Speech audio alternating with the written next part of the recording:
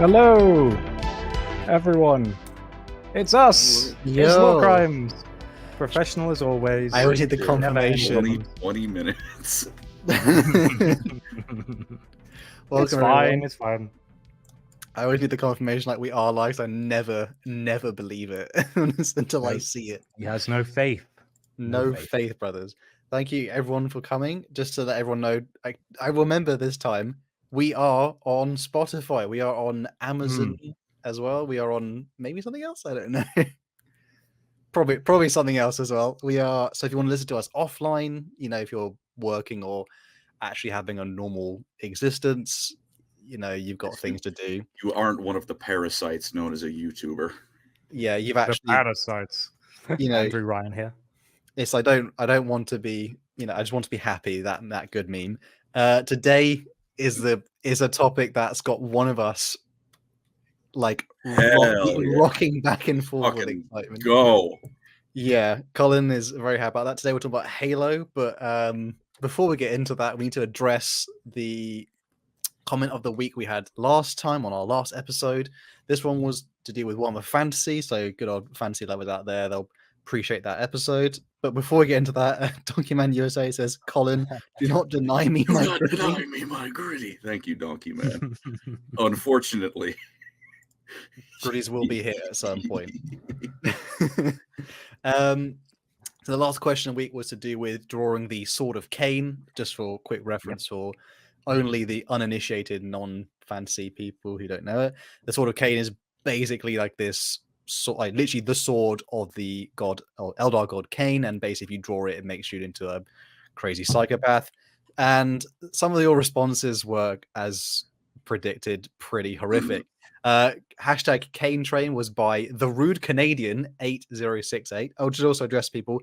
Eli is unfortunately not with us this episode. He's actually living a normal existence. Yeah. Lucky man. He has hobbies. No, just kidding. He's having fun, and shout him out. And if people want to donate and diss him, he will literally not know about it, so it's perfect.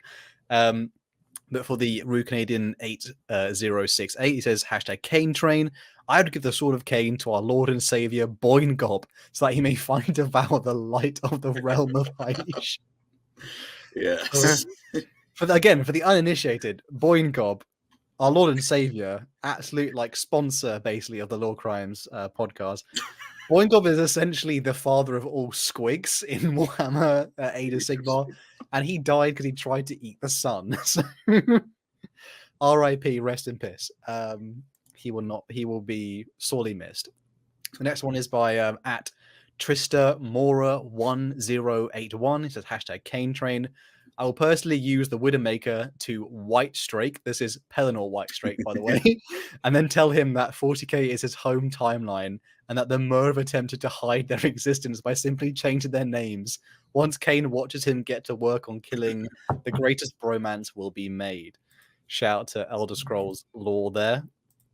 And then we have another one by resident greatest supporter of Lorecrimes, Mr. at DJ Beast. Oh, good. This guy he's probably in the chat right now, roasting Colin as he deserves it. Is the bed made? The bed is made because of DJ Beast. He's on like the second hairline joke. I think your material's getting a bit stale. Yeah, right. Listen, we should I was saying it before stream. We should put sponsors on our foreheads because they're just so big. And we can. I'm pretty sure Chair Meme says I missed my wife. I don't know why he's commented that. Why are you here? Why are you here, brother? Please watch. Make her watch too. Initiate. Hashtag Cain Train by DJ B says, I will take the Sword of Cain into 40k just to go on a Leagues of Votann killing spree. Hopefully this will be a big enough event to get them any amount of lore.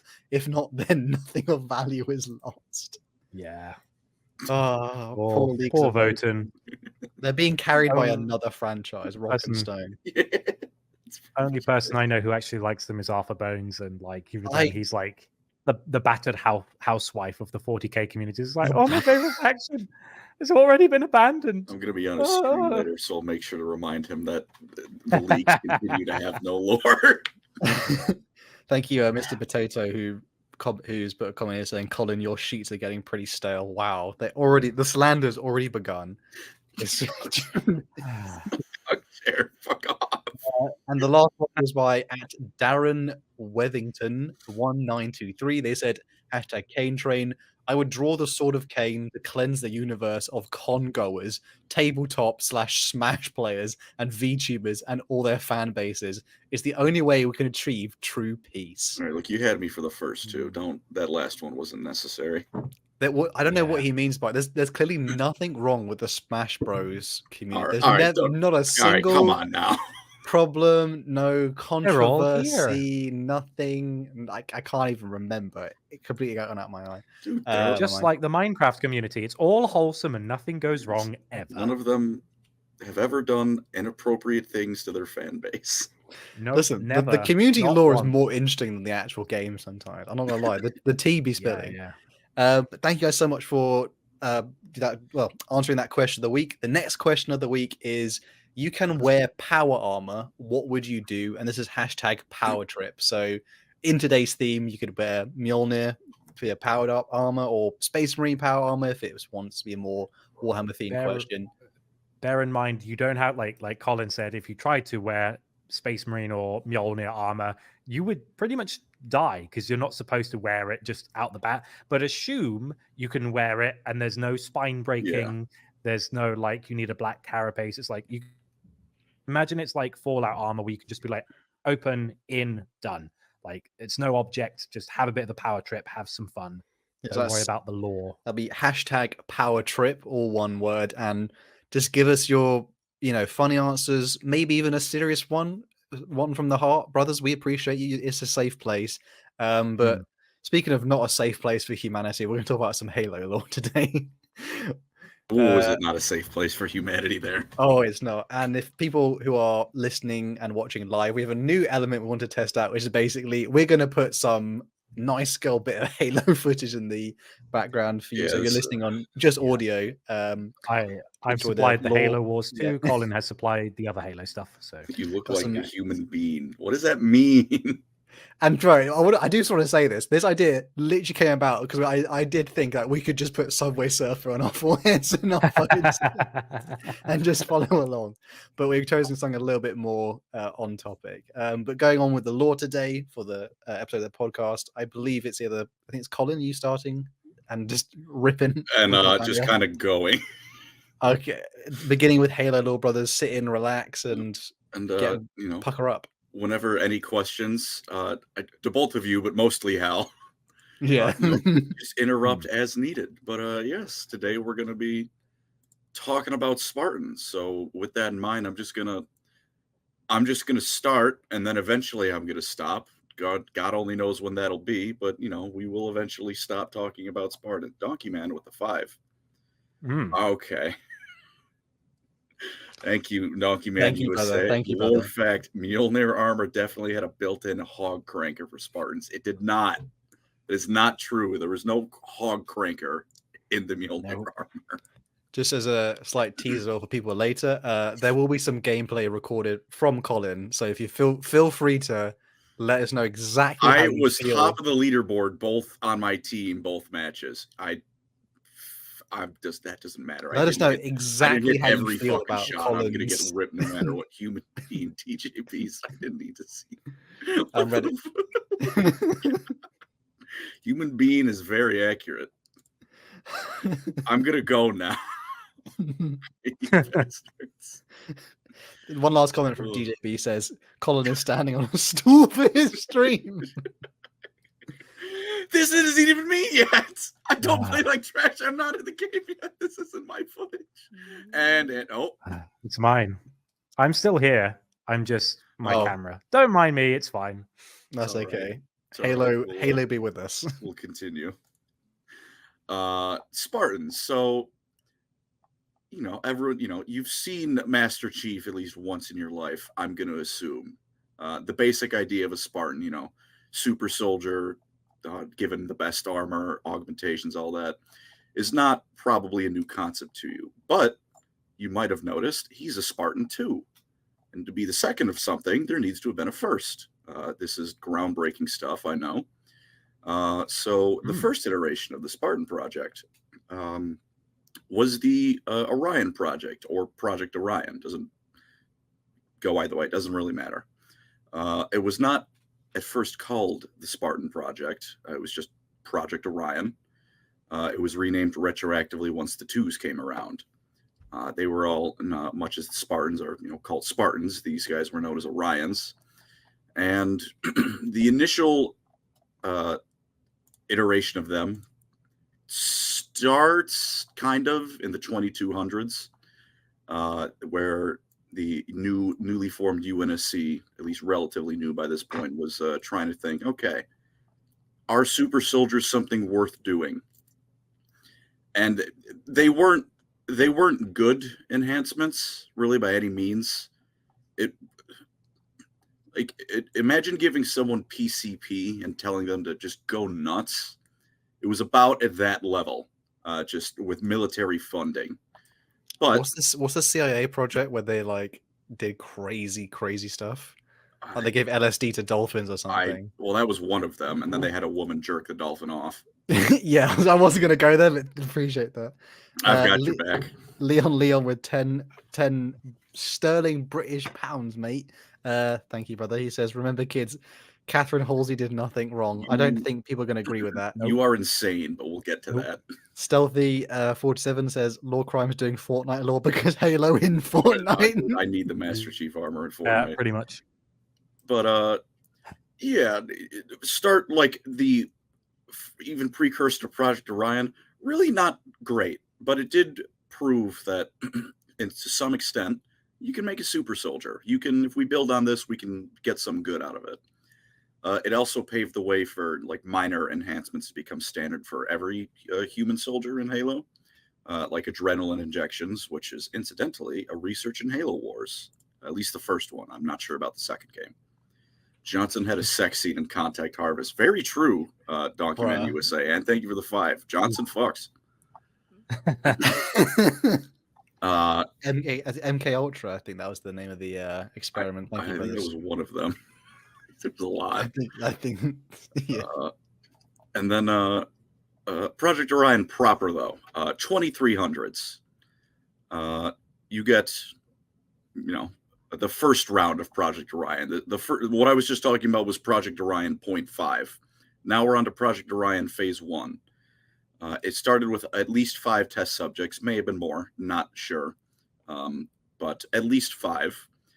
And they were augmented, they tried it out, and the project, however, was ultimately shelved because of a lack of funding, poor results.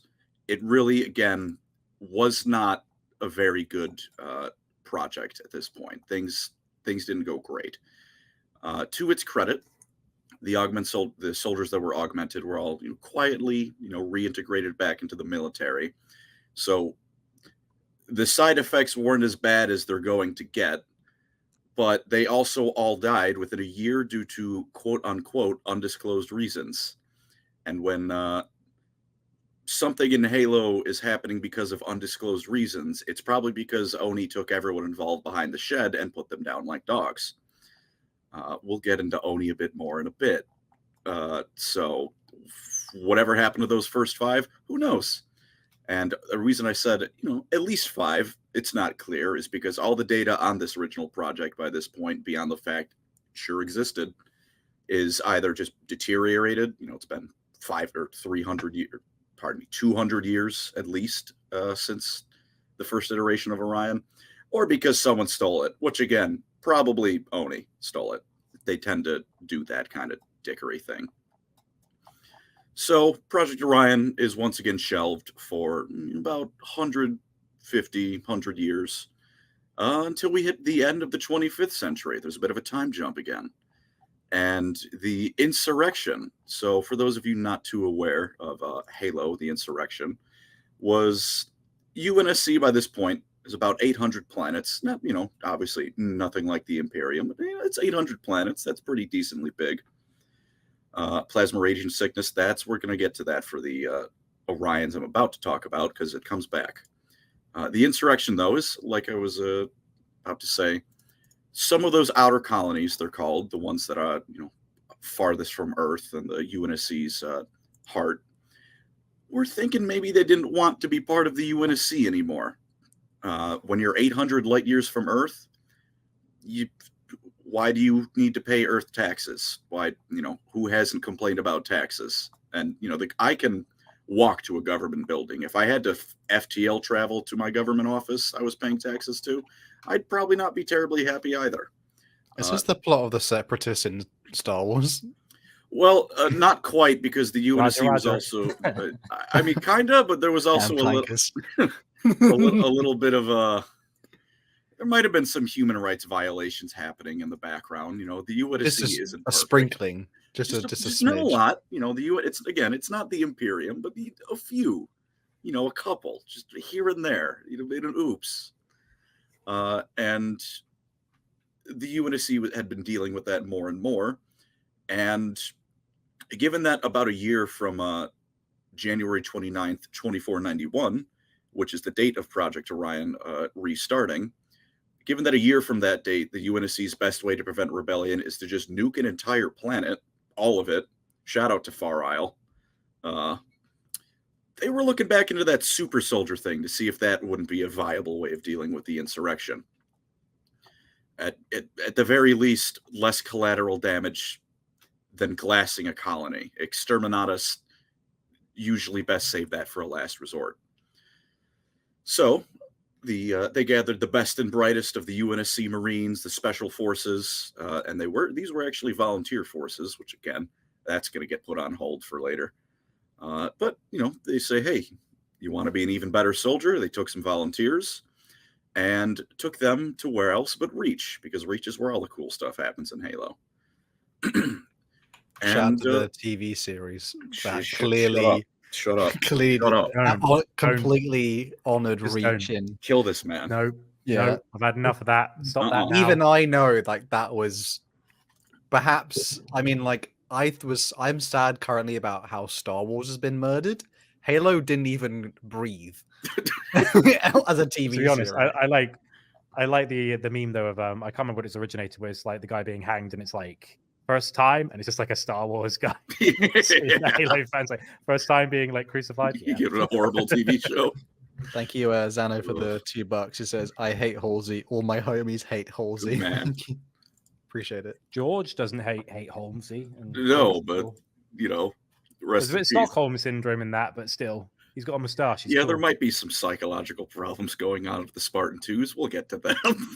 Mom, that'll be all, George. Like, bitch, give him some respect. But yeah, he's such a cuddly bear. Reach, head of everything military-industrial complex related, take him to be trained and augmented on Reach. It started with 65 volunteers and eventually reaching a peak of 300 with Project Orion Round 2, one of whom is, of course, Sergeant Avery Johnson. If you ever wondered how the hell he survived up until the last of the original trilogy. Bring it in, baby. It's like, well, he was a Spartan. Hold me. Yeah, that's right. Yeah, I love it. The legendary ending. But even though, Project Orion Round 2, far more successful. The augmentations were pretty awful. Johnson described it as both agonizing, and it would also send him and others into just bouts of confused rage. But, once they calmed down for good and stopped swinging at whatever scientist was pumped them full of magic, they were pretty good in combat. They were key in a whole lot of operations against the insurrection. They were good soldiers, quality, knew their stuff. They were already the best of the best, so they knew what they were doing. Problems were twofold this time around.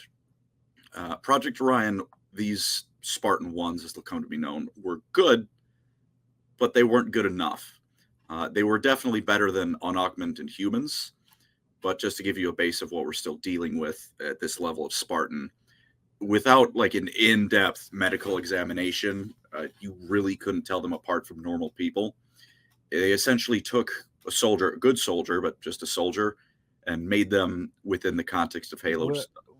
Would it be fair to say that people loved Sergeant Johnson so much they post-actively put Spartan ones in and were like, he's cool because he's a Spartan 1, but like when they made the original, they weren't thinking that through. They were just like, oh, he's cool. We'll make this like just for him. I'm almost because that's how I'm almost certain they did that, because also if you have like an OG copy of Halo Combat Evolved, it mentions how like on the back of the box, you are, the Master Chief, the last Spartan, and then we see how that turned out. Yeah. The last Spartan in this vicinity is what we meant. He wasn't even that, because Linda was on the Pillar of Autumn. But last Spartan for real, except not really. But yeah, Project Orion, it again, within the context of Halo, it made normal soldiers, like, it just, you turn them into basically top of the line ODSTs in terms of overall effectiveness. ODSTs are awesome, but for the level of, budget and time and effort they spent on making super soldiers, you'd like something a bit better than just top of the line something you already have. All the while, insurrection keeps getting worse. Civilians are being caught in the crossfire all the time, and the outer colonies are turning more and more against the UNSC. It needed the ultimate soldier, and Orion really just gave them good soldiers.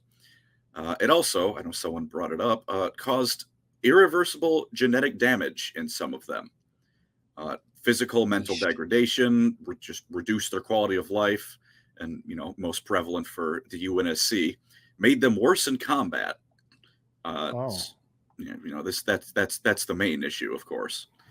I mean, not being funny, but the failed Space Marine aspirants usually just become bitter assholes, but they're actually pretty like strong. There's no drawback to being an aspirant. All servitors, but like I'm pretty sure most of them, like, if they fail, they're either a servant, if you're lucky, or soup. It depends. Like you get examples like Caleb Aaron, who became a housecarl, but then you get guys like the guy in that Ultramarine comic about Marnius Calgar's origin, where he's like, I failed, but I'm still like 7 foot tall and pretty strong. Yeah. And then he became a Cornate Berserker. And it's like, okay. I'm pretty sure most of them become like, I think it's in the Blood Angels, they basically become like the next smoothie for like the hungry. I mean, the Iron Hands and their successors are the worst. They're just like, you failed like 1%, servitor. Yeah, they don't have failures. They have success and then still things that are useful. Equipment. Yeah. Yeah. It's free servitors. Well, hey. Exactly. But yeah, not all of the Orions, went through this. Once again, of course, most notably Avery Johnson. But enough did that Oni fabricated a disease known as Boren syndrome, that he only existed to explain why several hundred soldiers were suddenly on record as just kind of melting. So not great for them. But they had a better end than Orion 0.5, as I guess as I'll call it, way back in the 2200s, because or the first iteration of Orion, because these guys weren't disappeared. They were just quietly put back to the military, whatever position they had. And they even inspired the ODSTs to be restructured. So they paved the way for the ODSTs to be the badasses they are. So, hey, that's good. And I am going out of chronological order a bit here, but the last big thing to know about the Spartan ones is that they had their own children that were known as Spartan 1.1s. They weren't even like as impressive as the Orions, but they were superior to baseline humans. They might have been augmented at birth. Oni might have, dicked around with that, but they also might not have been, which is, and if that's true, it's a good thing Oni didn't pay them much interest, because there would have been super soldier breeding programs in Halo, and that would have been even more horrific than what's about to show up in a moment. Speaking of Spartan-IIs, the ones on the box, the Mr. Chief, George, Cal 141, my beloved. While Project Orion was created and then gotten rid of for good with this last round, there was a report known as the Carver findings, which was looking at the state of humanity, looking at the insurrections, all the civil unrest the UNSC was dealing with, the UEG, and it basically said that humanity is on the brink of total war between the inner and outer colonies. Dr. Halsey, may she burn in a lake of boiling piss for the rest of time, added her own report to the mix that stated that not only is total war inevitable, humanity's on the brink of sending itself back to the Stone Age when it occurs, and that at the very least billions of people are going to die. So her response was, nuh-uh. Her response was not only to go, nuh-uh, but also, you're stupid and wrong, and you're not as smart as I am, because I think it's going to be worse. Thank you, Kathleen. Let's show them democracy with my gun. Calling all Helldivers, but it's basically the Helldive. UNSC outer colony policy. Oh man, this is why does everyone obviously hates. I just even from someone who doesn't know a huge amount, I kind of just basically sort of watch the games mostly. Mm-hmm. Why is Dr. Halsey particularly? Is it just because she doesn't? Is she she's just an asshole, or is it because she's a genocidal maniac? I think I'll give there's three main reasons. Part of it is that as much as I already didn't like her before 343 took over the franchise, 343 made her even worse. Just in terms of being just insufferable, arrogant, and a bad person. Yeah, I mean, I think there's something to be said about when 343 were like, oh, it's not that humanity just figured this stuff out. The Forerunners, they implanted the schematics to build a space marine into their DNA, and I guess Halsey knows that. It's kind of like she has some parallels with Big E in the terms of if we want to win, we have to not worry about morality, and that's kind of her thing. And to be fair, she's not wrong in the Halo setting, at least. There was also saying that we'll get into what the Spartan-II. Thank you, Donkey Man USA as well. Lawfat 3, a Spartan-II named Maria Testro Chief's armor, then retired and had kids. Congratulations, Maria. She was the only one, I believe, to get a happy ending. But there's that. 343 also turned the UNSC into the Imperium Light. The UNSC was never nearly as dictatorial as it was after they took over. Remember when humanity were the Forerunners? I like that retcon. I'm going to be honest. That's one 343ism I'll defend. I think they clearly made the best game with Halo 5. So all right, I know. Okay, little man, slow your roll right there. Slow your roll right there. There's truly Halo 5, maybe even Halo 6, but is it even called Halo 6? It's just called Halo. It's just Halo Infinite. But yeah, there was she's just kind of unpleasant, arrogant, know-it-all dick. She was rude to Noble Team and Halo Reach. I know that's not exactly big. Is she the kind of scientist Karen? A little bit. She was mean. Luis Rodriguez, thank you for the one. Thank you, brother. She was rude to Noble Team. I'm glad Carter put her in her place. And there's also the little fact that, as we're about to find out, she kidnapped 75 children. So, not great.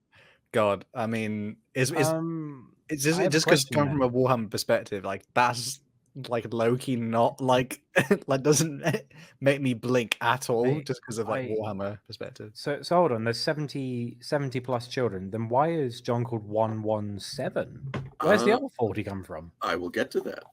Oh, okay, cool. Thank you, Stealthy47. Who is more insufferable, Halsey or Fabius Bile? Fabius Bile's not insufferable. I think you could probably hold a conversation with him. You might not want to hold a conversation with him because he's probably going to be torturing you, but you could. He's cool, but you might not leave with your scrotum. To be fair, I'd rather be tortured by Fabius than Halsey. Yeah. But you'll laugh. You'll laugh, and then you'll die. But you'll laugh.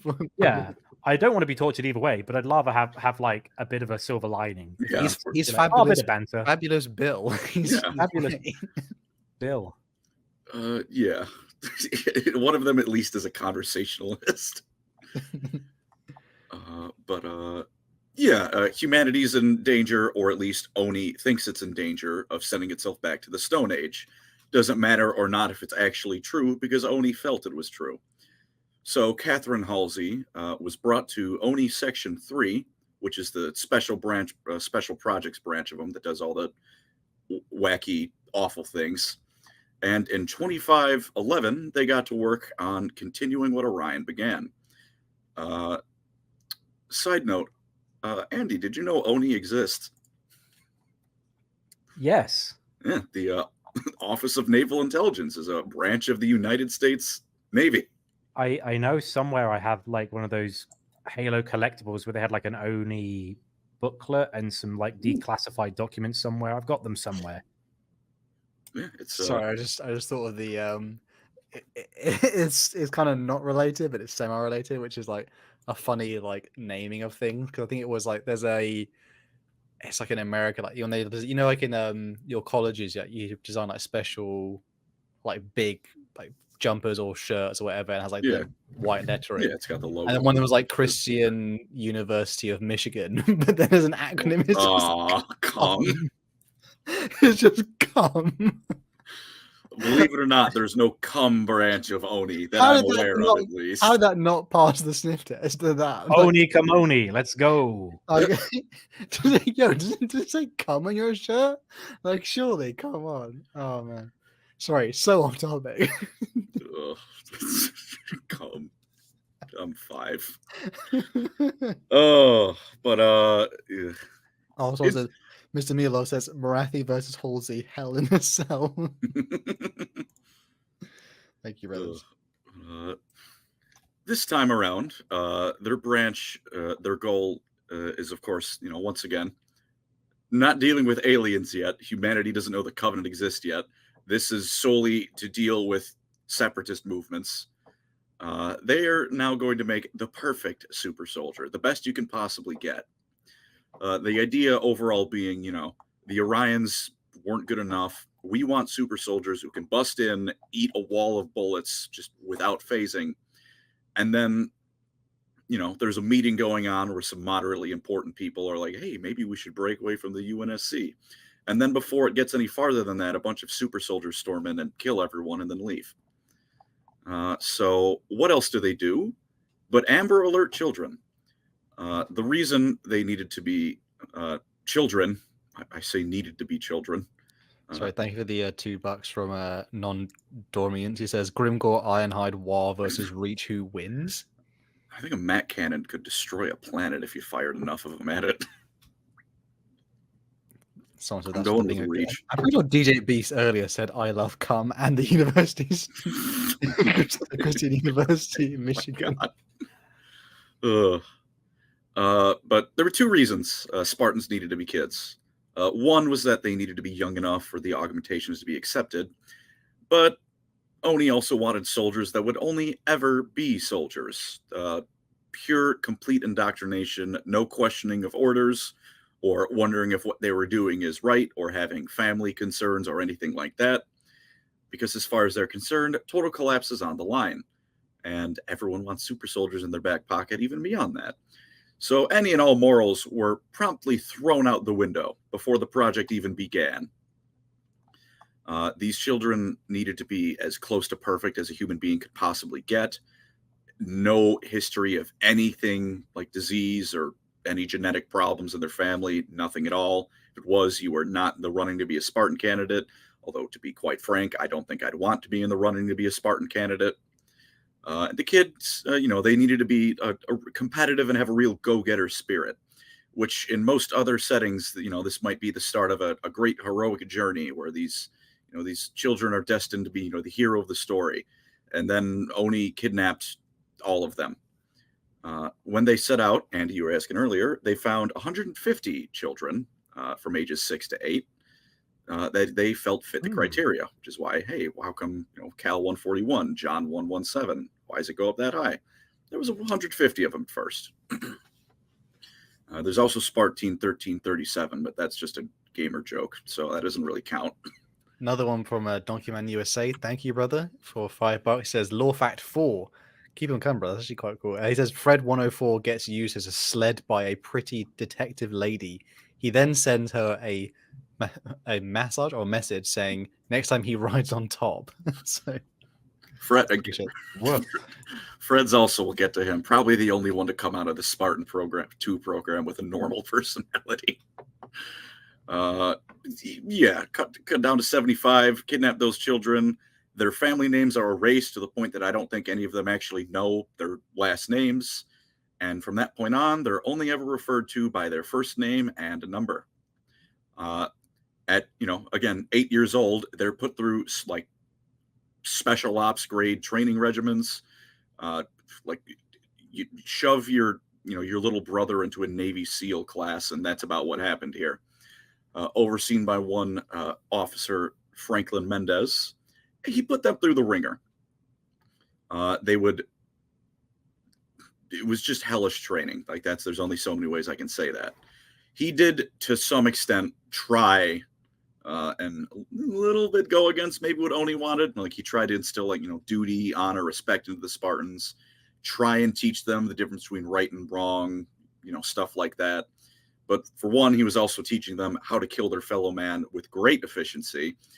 And for two, Oni was hanging over this entire affair, making sure that, you don't want the Spartans to be too honorable. They exist to kill people who want to not be part of the UNSC any longer. There's only so much honor you can instill into that kind of thing. They were also given, intelligence training, like just schooling, stuff like that, history, mathematics, science, the best of the best and all that, which again might have been a good thing were it not for the fact these are child soldiers. For the Spartans' part, they would come to consider each other basically family, to the point that outside looking in, you would think they were all like telekinetically linked with each other, because they'll give each other a glance and then a battle plan has been formed and they're just always on the same wavelength. And this comes to a head when they reach the age of 14 in 2525, and they get their augmentations.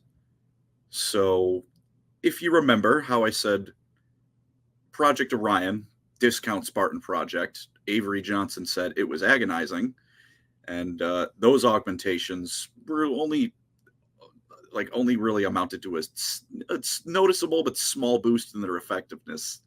We'll take that, double it a couple more times, and now it's not being done to train soldiers, it's being done to your 14-year-old sibling.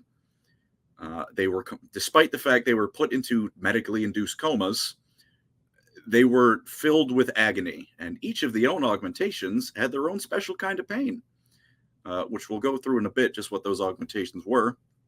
But yeah, there was all different kinds of hell they were in for. So out of these 75 children, 30 of them just straight up died.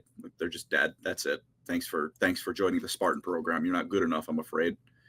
Thanks for playing. Here's your participation. Yeah. Gravestone. A coffin. 12 more of them were crippled to the point of not being able to function as human beings, and were put in cryostasis in the hopes that one day you can rehabilitate them.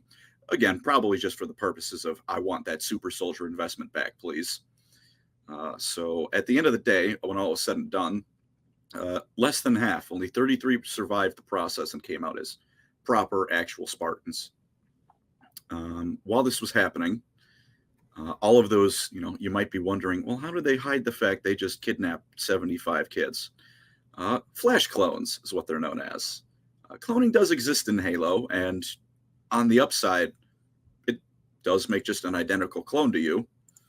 On the downside, the clones aren't perfect. Pretty much the moment they come out of the chamber, they start falling apart. And after a few years, all these clones had died of technically natural causes. Like, there's nothing put into them that makes them die. It's just the cloning process isn't very good. We have a donation by Luis Rodriguez, who says, "You first time live." It's written in a strange way, but it says Colin Dumb ILY Colleen. I think thank you. Illy.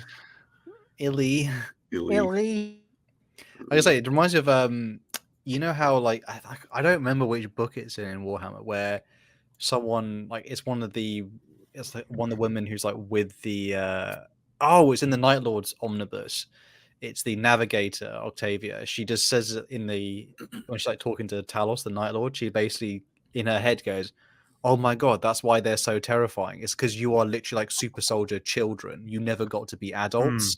Yeah. So you never got." They're like, she says, "What makes you terrifying is you never get to look at the world with an adult sensibility, and you're just children running around with weapons and slaughtering people. It's probably like a similar thing. Kinda. We need super nanny. Well, I'll certainly say the Spartans are definitely more disciplined than the Night Lords. Well, she thought that of all Space Marines. She said like they're just technically like in a way they're mostly just children with guns. So, yeah, they except were. for our Jack Rockfist from the Space Wars, who's like, I had a family, but I was so hench I could become a Space Marine. Like, fair enough. Why not? I'm pretty sure the Ragnar Blackmane book, like he immediately is like the way he becomes a Space Marine, like is the night where they invade his home, and he's like clapping cheeks, and then it just happens, and he like semi half dies, and they're like, you can become a Space Marine, and his like girlfriend gets like carted off somewhere. He's probably a great grandfather at this point, you know. Good old Ragnar. He's just like, I didn't hear no bell. Basically. Except the bell is I didn't hear I could stop having children. But not a bad comparison though. They're child soldiers. With those flash clones though, upside both between the fact they were clones, so they were in most ways identical, and because they all died, most people wouldn't think to go look for the missing children, because as far as almost everyone was concerned, they weren't missing. They just very unfortunately died of rare, but as far as anyone knew, natural diseases. To my knowledge, there was only one. There might have been more, but there's at least one confirmed father of one of the Spartans, Spartan Naomi 10, who was convinced that his daughter was still alive out there, replaced with an imposter. But if anything, his mad rantings might have just helped people dismiss the theory, because he then became an insurrectionist. And a great way to make, to come off as a conspiracy theorist is to start blowing up government buildings. So that'll do it. Yeah. For what it's worth, the head of ONI, Margaret Parangoski, even worse woman than Halsey, call her out for this, because this was mostly just Halsey doing her own thing, which, Parangoski said, you only did that to ease your own conscience, which, whether or not that's true, seems like it's a handy excuse to explain away the mass kidnapping. So my only assumption for why Parangoski was angry at Halsey was because this was something ONI didn't approve of, and anything that ONI says is bad, and therefore you deserve to die for it. They didn't kill her, though. She's a bit too valuable, but, they weren't happy. Also, 2 of the surviving Spartans came into contact with their flash clones and killed themselves after the fact, so we're down 2 more Spartans before any fighting's actually begun. Isn't Halo fun? It's not as depressing as Warhammer, but it's very much like the theme of this. I mean, was it like the theme of I hate to even quote it from, like the theme of like Ubermensch, or like the super soldier in itself is just a dark road. Would it be fair to call it grim light? It's like I'd honestly say in some ways it's darker, because 40K's whole thing is that it just sucks, right? Oni just decided to do this. Oh, I think grim dark is definitely is a grunginess and tone, whereas like Halo visually probably doesn't match that. But then in terms of its lore, it's very much, well, I guess what's like realistic is the way to Chip Stubbo is not eating corpse starch no matter what's happening. No, I'm not eating that shit. I'm not fucking doing it. Yeah, said Chips. The original trilogy is certainly more like an upbeat space opera. Granted, a lot of people still die, but the big green man defeats the aliens and saves the day. Reach is, I would certainly say, Reach is grimdark. That is not a happy game. Document USA says Halo Legends is great, and I'll die on that hill. Halo Legends is phenomenal. One day, but we've done the Spartan-IIs are now done cooking, at least in terms of augmentations. They're not quite done yet, but they're getting there. We'll just we did the verses where I listed off all the augmentations, so we'll speed run it here real quick. Ceramite, like ceramic plate, stuff like that, was grafted to their bones to make them basically unbreakable. Their muscle tissue is made far more dense. Lactic acid recovery times was significantly reduced, so a Spartan can run for a week straight and not even feel it. A pellet was put in their thyroid gland to boost the growth of both skeletal and muscle tissue. They dicked around with the blood vessels in their eyes to make them see far better and farther. And they messed with their nervous systems, too, to increase their reaction time by at least 300%, with unconfirmed but noted reports of increases in intelligence, memory, and creativity. It's also worth keeping in mind that this was both far and away better than what Oni thought it was going to be. And this was when they were fresh out of the chamber. Like, you were augmented, you've gotten used to it. They're still only 14 years old. Puberty has really just just begun. They're not done growing. Puberty is a hell of a drug. Yeah, especially when you're a super soldier. It was everyone involved was like, we made demigods, and they're not done getting more powerful yet. It does remind me of, like, particularly in the Warhammer setting, it's a similar thing where Space Marines were not actually designed to fight aliens.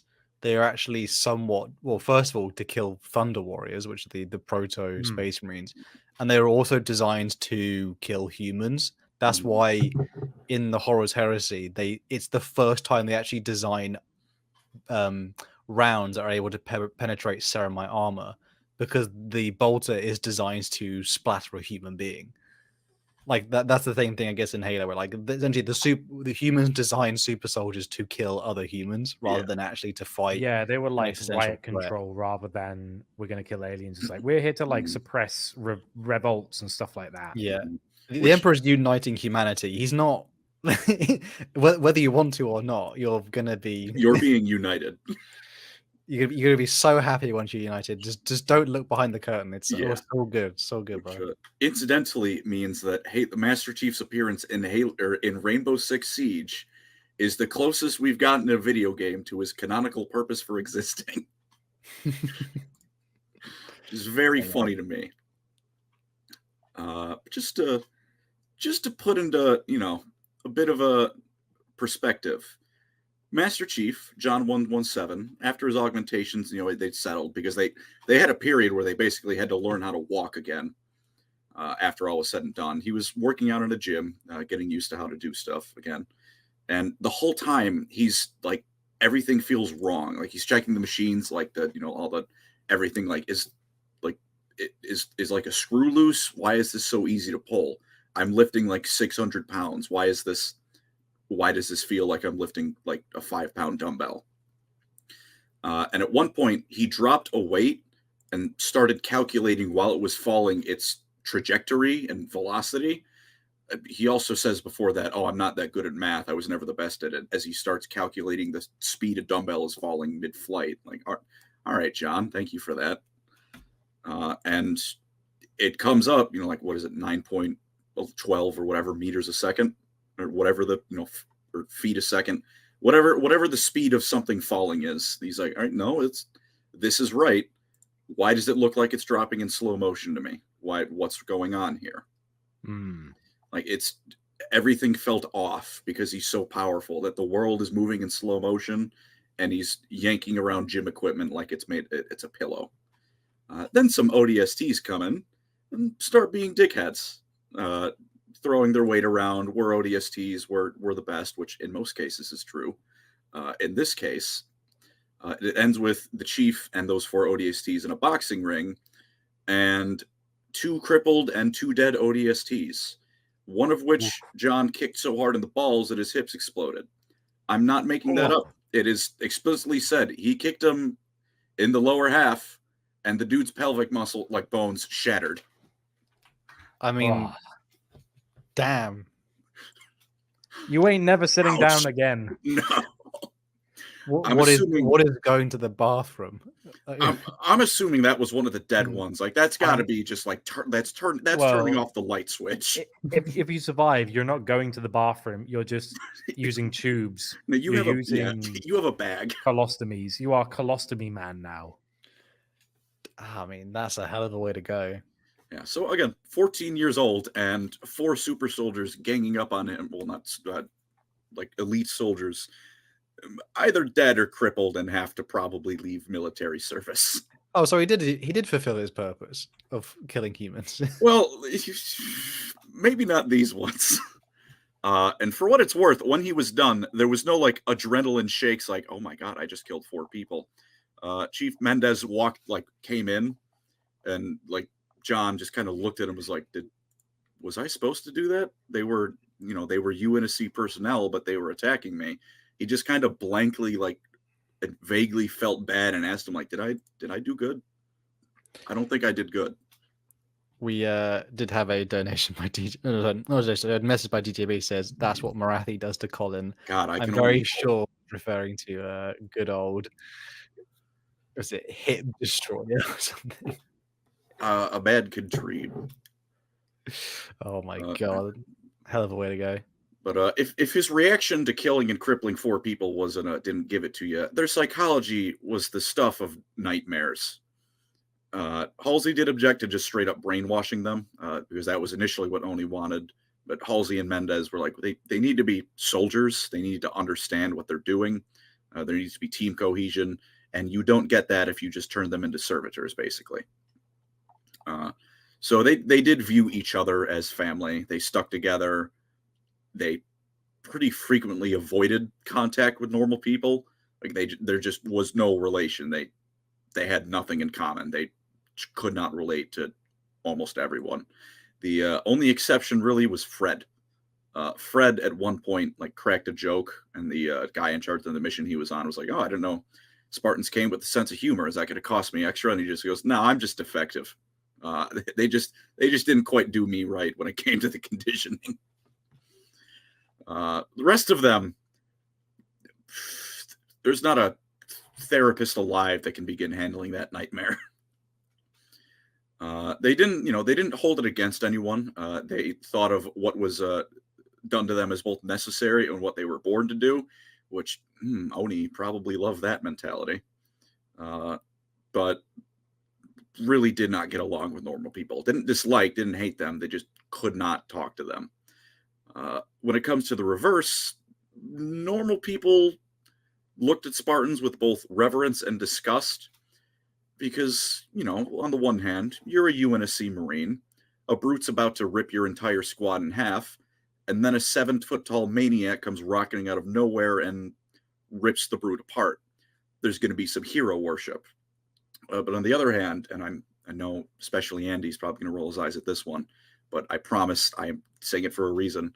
The Spartans, they're described almost in a way kind of like the Eldar, which how the Eldar, it's like they said they move with this grace that's straight out of the uncanny valley. Yeah, but I like the Halo 1 cinematic where it's one of the team just like a backflip over an elite and then shoots them in the back, and you're like, how can you do that in that much armor? That's crazy. They're insanely flexible, durable, all that. It must be like nothing's wasted, I guess. No. It's like there's not a single movement is wasted. It's like they're flowing through the space they're walking through. It's like they look uncanny to the point that, again, solitaires, people were to the point of they were afraid of touching a Spartan. It's like something is clearly not right with that. We've got quite a few donations here with Leon with £10. Thank you, brother. It says, how much I love the Spartan-II. I do enjoy Spartan-III and some of the Headhunter Spartans. We'll talk about the Headhunters. Night Lords than 2. Donkeyman USA says, Law Fact 5. Thank you, brother, again. He says, half-naked Fred hugs detective lady after leaving a shower. Can't relate. One day. Says, also, no, Eli, he's fighting the nails. The nails are biting right now. Yeah. He's probably quite sad to miss the Halo edition, but we will be back with some. Well, you'll see us in a week, brothers. Anyway, so or maybe even some gaming streams. We'll see. We'll be here with us soon. One day. I say one day like Eli's not going to be back. Yeah, I don't know why I said one day. He's got to be back. We're back from Mordor. Yeah. But and then the ODSTs, they did not like the Spartans for the most part. They felt that the Spartans were... Mr. Mihalov just put, can a Spartan outrun Forrest Gump? All right, well, no one could really outrun Forrest Gump. That's a really important question. And a plastic bag is started also here. Thank you, running. Lobo. Someone said, I know Exodite hater Eli got me. Kelly might have been able to. But what was it? Where was I? Here, there I was. Yeah, ODSTs didn't like Spartans. They felt they were like just glory hogs who would go through a sea of bullets just to get all the credit for the mission, which for the Spartans part, they didn't care one way or the other. It wasn't related to the mission, so it just was not relevant. There's a couple like standouts where a Spartan manages to relate to a person. There was Jerome 92 from Halo Wars, who, and you played Halo Wars 1 too, right, Andy? I did. I mean, I enjoy 1 and 2, but like 1 is like a bit of a like a power trip. You just once you figure it out, like they kill everything. Yeah, but even in the cutscenes, they're like, oh, they're Spartans. They're like impervious, and then like you've probably seen the cutscene before, and then Halo 2 comes around, and is like, oh no, leave him alone, Atriox, leave him alone. He's just a little guy. Stop. Oh. Yeah. But Jerome and Sergeant Forge in the Spirit of Fire once got into a fight, which, according to Halo Wars, because it's like an unlockable lore thing, resulted in a broken chair, a hole in the bulkhead of the ship, and the shipboard AI had to tell both of them to stop beating the hell out of each other, which, they always ate together in the mess hall after that, which, that's nice. At least, not to be funny, but Forge is a badass. We love Forge. Maybe he wasn't kidding when he said he could have taken the Arbiter if the lady hadn't stopped him. And for the record, I could have kicked your ass the first time. That's also the first time Jerome used a chair in combat. The second time was against the Flood. My man hit him with a steel chair. He did. He beat a combat form over the.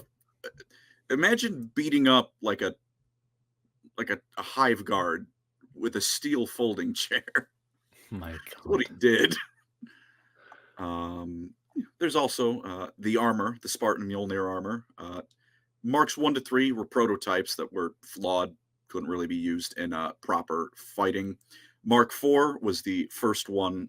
It's the one you see in Halo Wars. That's what those Spartans are wearing, and could feasibly be used outside of testing. It weighed it weighed 1,000 pounds. Pretty much any piece of sci-fi military equipment you can think of, it had it, except for energy shielding. Did not have that one yet.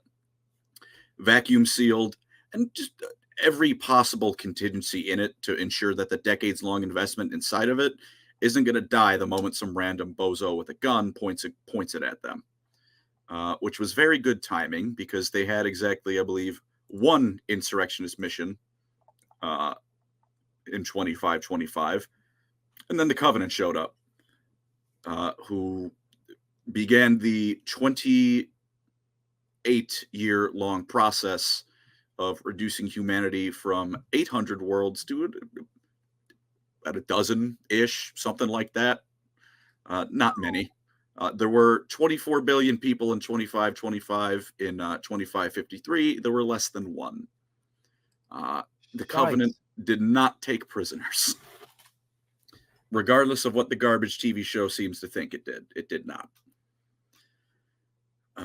They did decent in that operation against the insurrection. Against the Covenant, they were just kind of thrown to the threat like, Spartans, we have those. Let's go deal with that. Sam, Kelly, the Spartans, and good old John, Master Chief, boarded a Covenant ship by a hole put into it by a Mac round. They planted missiles on the ship's generator, but Sam's suit was breached by a plasma overcharge, and the vacuum sealing failed. He stayed behind to detonate the missiles, and in the first engagement, the Spartans had completely destroyed a Covenant ship at the cost of one of their own, who, prior to this, felt invincible, which, again, I don't blame them for that. I mean, first of all, they're 14 years old. What teenager doesn't feel invincible? And also super soldiers. Yeah, so imagine the craziest thing you did when you were a teenager, and now imagine you can like lift a car with your hands. Like, we would have got up to some crazy stuff.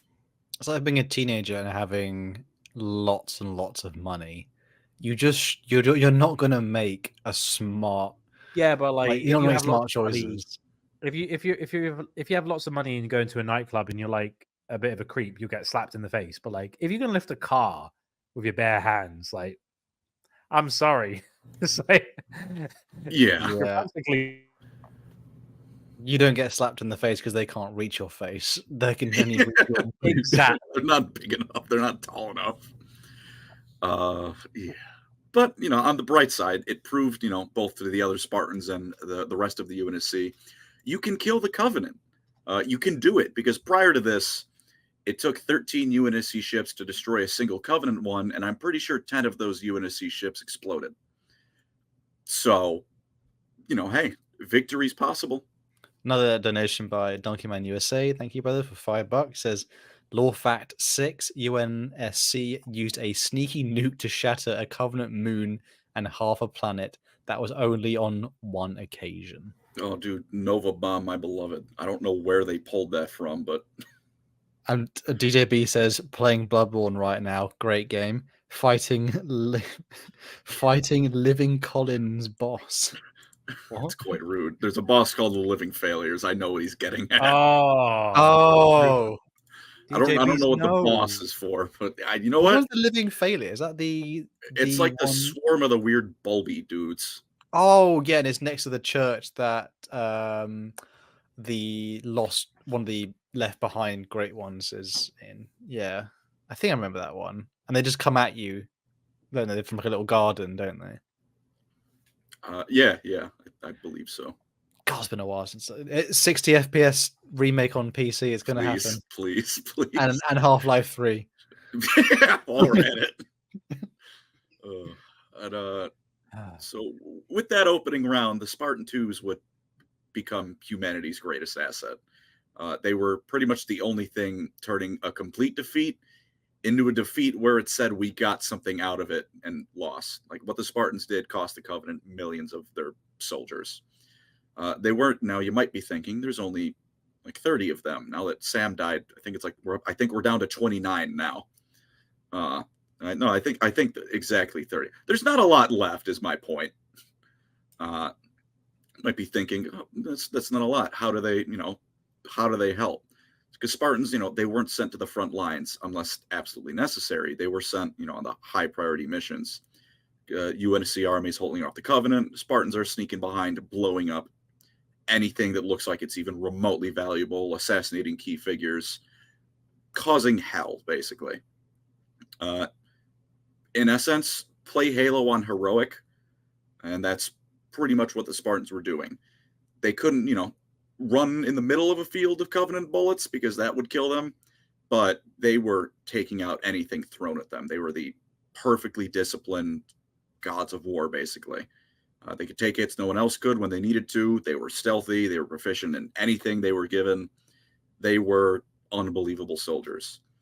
Hell, did you know Spartans are immortal? As in, like, they don't age? Well, that's actually something we could get to, but no, they never die. As I don't know to what level, like they could be killed. Anytime. Nope. Here's a fact for you. Here's a little bit of lore. Whenever one is quote killed, they're just listed as missing in action. Spartans never die. They just go missing in action. Okay, I was like, for a second, I was like, so the hunk of meat just sits there still pulsating. It still wiggles every now and then. Endless food. I've seen Spartans are basically world hunger. They're basically a can of spam. As long as they're in that tin shell, there's nothing. They'll never degrade. They'll be fine. You can put them in the skillet whenever you want. They're fine inside that little tin coffin. Yeah. But with that though, they weren't even declassified until 2547, which is both 22 years after the program had finished augmenting them, and 6 years before the war ends. It was done to both, one, boost morale, because by this point, the writing's not even on the wall. The wall has collapsed under the weight of all the writing on it, that humanity is not winning, is not doing very good. They left out, the origin of the Spartans, but they revealed that, hey, humanity's got these real cool super soldiers that are wiping the floor with the Covenant, which that part's not a lie. And even before that, people talk, and a Spartan grabbing basically a Humvee and then beating an alien to death with it, that's conversation worthy. Word about that's going to get around. So yeah, 2547, they revealed that, and that was also Oni Directive. I wrote it down. I can't find Directive 930. What it was is these guys don't die; they just go missing in action. Because the truth that Spartans could die, probably not something you want to let the public know about. That they're massive morale decrease. Yeah, that would that's. On the battlefield, it's about the same as like if a guardsman sees a space marine just get atomized, except there's only 30 of these guys. Yeah, it's like imagine every time one dies, it's like Commander Dante is lost. Like, oh no, not Dante. He's gone to the Emperor's. He's guy. fighting with the Emperor in hell. It's fine. Yeah. By the end of the even war, like a Primarch, I suppose, with the Space Marine. In terms of comparison, yeah, they're like, imagine if it was just like, by the by, guys, Lionel Johnson is dead. Huh? No. Yeah. Please no. If Master Chief, like, if he died, like when he died at Halo 3, if that was public knowledge, every human alive left is killing themselves. Damn. That's even a line one of the Marines give sometimes when you die. They're like, well, I guess I'll eat my gun now. Plastic Bag says, R.I.P. Carter, he was a real one. We'll get to Noble Team shortly. Almost done with the Spartan-IIs. By the end of the Human Covenant War, there were only 16 of them left, or at least known to survive. It was a little bit higher than that. Red Team, for example, they weren't listed as having survived. Those are guys from Halo Wars. But the Spirit of Fire was listed as having been lost with all hands. So even though the Red Team was listed as being alive, no one really thought they were. And, you know, despite these guys' best efforts, 29 of them is not enough to prevent an alien empire that has at least most of the galactic armed humanities on under its control. Can't really fight that off, especially because, you know, Spartans are people, and the Covenant would usually just glass a planet from space unless it had foreigner artifacts on it, whereupon they would go land, look for the artifacts, and then glass the planet. I'm guessing there was a big technological gap between their massive technological gap. Like difference between like an average guardsman and the Tau, probably worse in all honesty. Like I know like the Mechanicus is, you know, deep, you know, vaults have stuff that makes the Tau look like cavemen, but you know, your average guardsman does not have that stuff. Because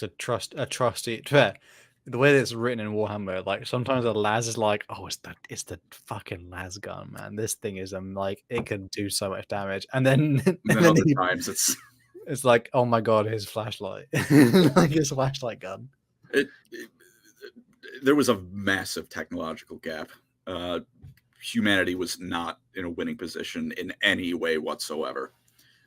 They needed more men, more ships, equipment, technology, everything. And most prevalently for this, needed more Spartans. So Spartan-III program, created and directed now by Colonel James Ackerson, who I'm going to call Ackerman at least once by accident because I keep thinking of Attack on Titan. His name is one syllable different. I keep thinking of Levi when I hear Ackerson. I almost did it. Oh, bro, I don't even want to finish Attack on Titan. I heard the ending is a bit mid. I mean, it's not great, but I don't think it's that bad, honestly. But it was a good that first season though. That first season blew my mind. At least the first episode of the ending.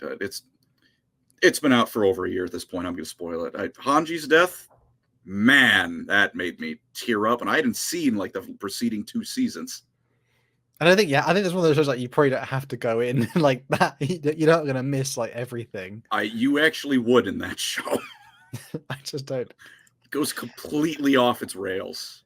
God, I mean, it's one thing like it's like in Warhammer, like when certain things like are still mysterious, there is like a kind of like we still talk about missing Primarchs, even like 20, 30 years after like that mystery is like, it just won't be solved. It's We're just not. like, It's never going to be. That's the point.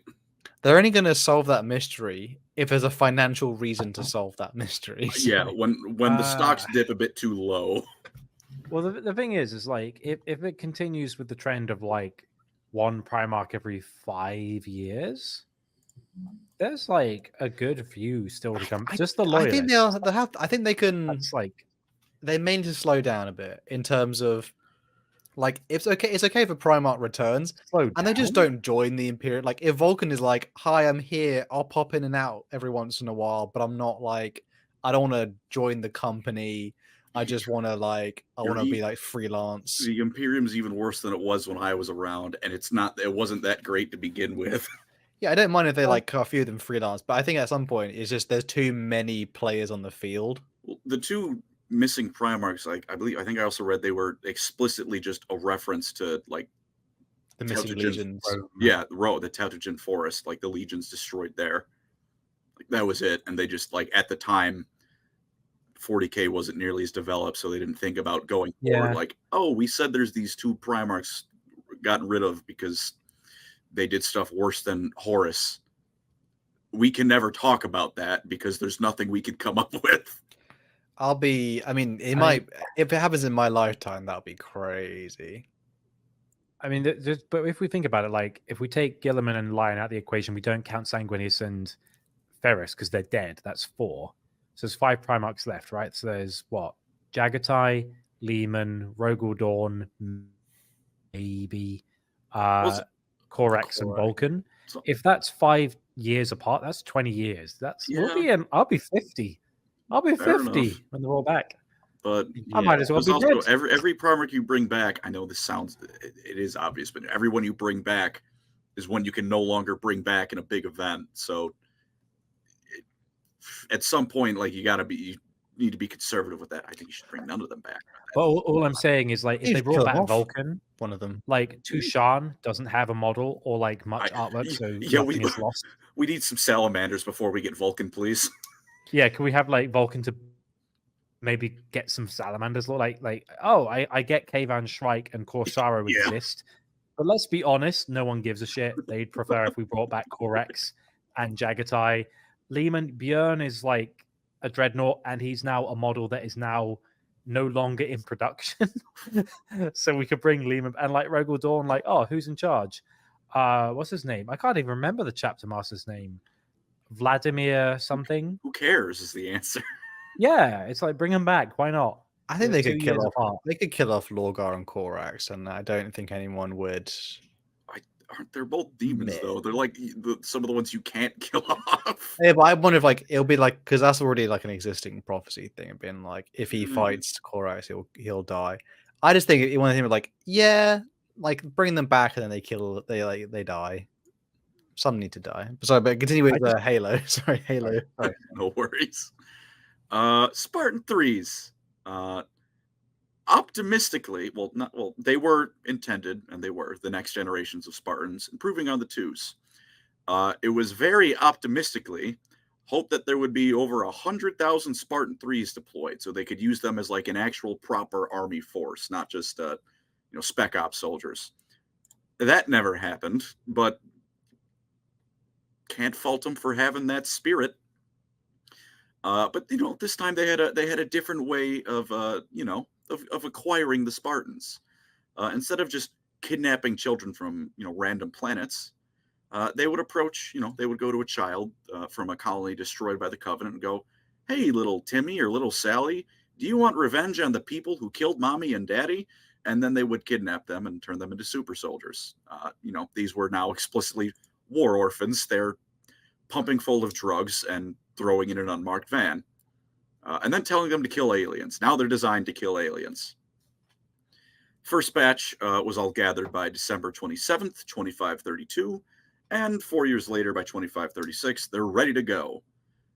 Their augmentations were far more advanced than the Spartan-IIs. Ackerson and those on the project, they took the data from Halsey as well as just, accounting for advancements in technologies in the last 20 years. And it allowed for both, a wider gene pool. You could be a little bit less strict with who you augmented. You don't need to be baby Hercules anymore. And it was a safer procedure to the point that I don't think anyone actually died from becoming a Spartan-III. Some didn't quite, take, but they didn't die, so we got that going for them. Their training was also headed by a Spartan-II, Kurt, who was said to be even more intensive than the Spartan-II's training. So they were going through the ringer. The three main companies, as they were come to be known as, I believe, were Alpha, Beta, and Gamma. And it's a pick your poison in terms of who got the worst deal. Gamma Company in particular was further enhanced with 3 additional drugs given to their augmentations. One of them both prevented their bodies from going into shock, as well as making them deadlier in combat. It basically, let's see what's the way to word it. Spartan-II's had fight or flight disciplined out of them. This drug just turned off the gammas. It just turned off flight. All that is left is fight. The other 2 drugs they were given had to be regular taken because that first drug, if those 2 other ones weren't taken, the Spartan-IIIs of Gamma Company would be driven into an animalistic rage. You ever watch 28 Days Later? Oh, yeah. Very depressing. Yeah. Well, if a Gamma didn't get their happy pills, it was that, just not infectious, but also worse because it's a Spartan. And 28 weeks later is also, but to be fair, what's that tune that goes na na na na na na na na na na na na na na na? I think I know what you're talking about, but I'm not 100% sure. Oh, it's a great tune. Anyway. But yeah, that's what happened when a Spartan-III didn't get their happy pills, at least of Gamma Company. But for what it's worth, in ideal circumstances, which admittedly there's a couple reasons that didn't happen we'll get to, Spartan-IIIs could have been every bit as deadly as the 2s, and probably more so. And I promise that's not just my favoritism for Halo Reach talking, because how about I just tell you what Fred and Kelly thought? Fred was like watching them fight, and he was saying that they are fighting incredibly. Like, even for a Spartan, their attacks are masterworks. Kelly fought one briefly, and the 3 was able to twist her arm, and like Kelly put him in an arm lock, and then 3 broke out, twisted her arm, and just ran away. Now, she did lay him out not long afterwards, but immediately after, she punched the dude in the face, and then immediately afterwards, he was up and moving, and Kelly noted that if I did that to any normal person, I would have just ripped their arm clean off. It's just like Kelly was like, I'm gonna wreck it, and that was her thing. And for that matter, that punch to the face probably would have turned anyone's skull into jelly. So yeah. And if all that's not enough for you, in one of the books, June, a noble team Spartan-III, was ripped out into the vacuum of space without a helmet and fought his way. Well, first he was fighting out in the vacuum of space. Then when he was done fighting, he got back in after the fact.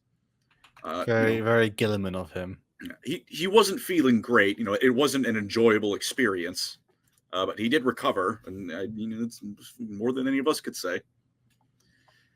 The problems of the 3s just is really the circumstances regarding their creation, because Oni didn't really want Spartan-IIs, but better. They needed expendable soldiers that could do missions that ODSTs couldn't, and Spartan-IIs couldn't without dying. Yeah, it's like you could have 50 super soldiers, but that means you can only deploy them to 50 battles. And if you're doing a galactic-wide campaign, 50 is not much. Yeah. Yes, you might win 50 battles, but then you need more. It's not enough. Yeah, so they were given, compared to what their predecessors had, substandard equipment and were treated as what they were, expendable. They were given semi-powered infiltration armor, SPI armor for short, that gave them a little bit of a boost to their strength and speed, not much. And I don't mean like, Paradox game players where it's like, oh, this only gives me a 5% instead of a 6%. That's apparently massive because Paradox players are psychotic at a certain level. It normal people could wear SPI armor without their nervous system just collapsing in on itself, which if you tried to wear Mjolnir armor as just a normal person, the spasms of your nervous system being thrown out of whack would kill you. We have a donation by the legend himself, Crimson Glory, RIP 051 Kurt. He was a real one. Kurt was a real one. Shout out to nuking those Covenant. Donkey Man USA again with law fact number 7. Jun may or may not have gotten off reach by climbing a space elevator. Is that just, I don't know, copium there, I don't know. I'm sure he dies in a later book, though. Well, he might, but he trained the Force. He got off reach. He lived. Like, him living is not copium. He lived.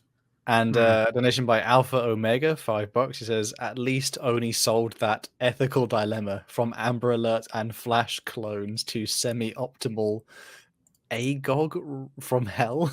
Agogi. It's like the Spartan. It's probably a Goji. That's what the Spartans, or actual Spartans, were like trained in. So semi-optional. You know, they asked the kids if they wanted to get revenge for mommy and daddy. I still really like that cinematic. Yes. I'll see if I can find it. Hold on. Yeah. Spartan-IIs all the way. Also, some of them, like Spartan-IVs or Spartan-IIs, were 13 when they were thrown into the fire. Not old. Some of the Spartan-IIs were 11. Or Spartan-IIIs were 11. Like, they had puberty put in early. Because you need the super soldiers now. Time for them to fight. They were younger than the 2 3s, less well equipped, because you can make 100 suits of SPI armor for every Mjolnir suit you made. It's just effective. It's just better ODST armor at the end of the day. Like, it's inherently stealthy. Like, it's got reflective plates. That's really the only noticeable benefit you're getting out of it. And to top it off, the mission Spartan-IIIs were sent on were, like I said, the ones with 100% casualty rate usually. Alpha, Beta, and Gamma each had about 300 members. Gamma had, I believe, 330, but about 300. There was a planned Delta Company that never came about because the war ended. But Alpha Company served for 9 months in 2536, and they performed spectacularly. A couple of them were taken off of Alpha Company earlier, but most of them stayed in Alpha Company. Then what's known as Operation Prometheus happened, where they were going to destroy a Covenant shipyard, which they did. Every single one of them died doing it. All of them. Not a single Alpha left that battle alive. Beta Company, similar deal. Had a period of spectacular stellar service against the Covenant. And then Operation Torpedo, same case as before. Particularly valuable members were taken off the mission. Everyone else, go complete Operation Torpedo and die doing it. But, 2 of them survived this time. We're up from 0. Hey, that's something. And then there was Gamma Company, which was a rush job even by the standards of the 3s. Because take up a 7-year-old, and biologically, because of the augmentations, they were turned into an adult in about 9 months. And like you say, the Spartan-IIs had to learn how to walk again. The Gammas had to learn how to move their fingers and grab things and coordinate again. Horrible stuff. They didn't have nearly the amount of casualties as the other companies, and a lot of them would survive the war, which led to Oni having to figure out what the hell to do with them, because that angry juice in their brain problem would, keep you don't want the rage virus breaking out among your super soldiers. But they did end up being sent on far away special ops stuff to keep them out of the public eye. Don't be a Spartan-III, even more than a 2, maybe. Wasn't the good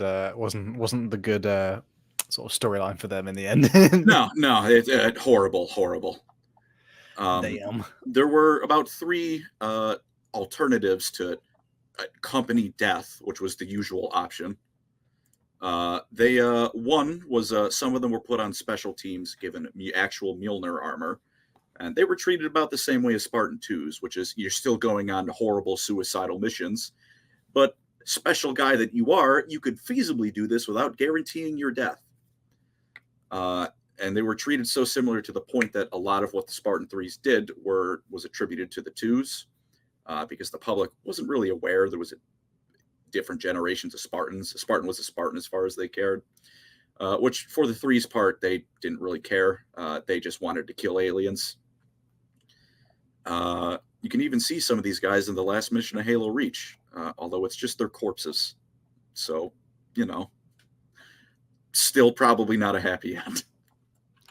Damn, they just don't get any no proper dubs. It's just like, yeah, kinda.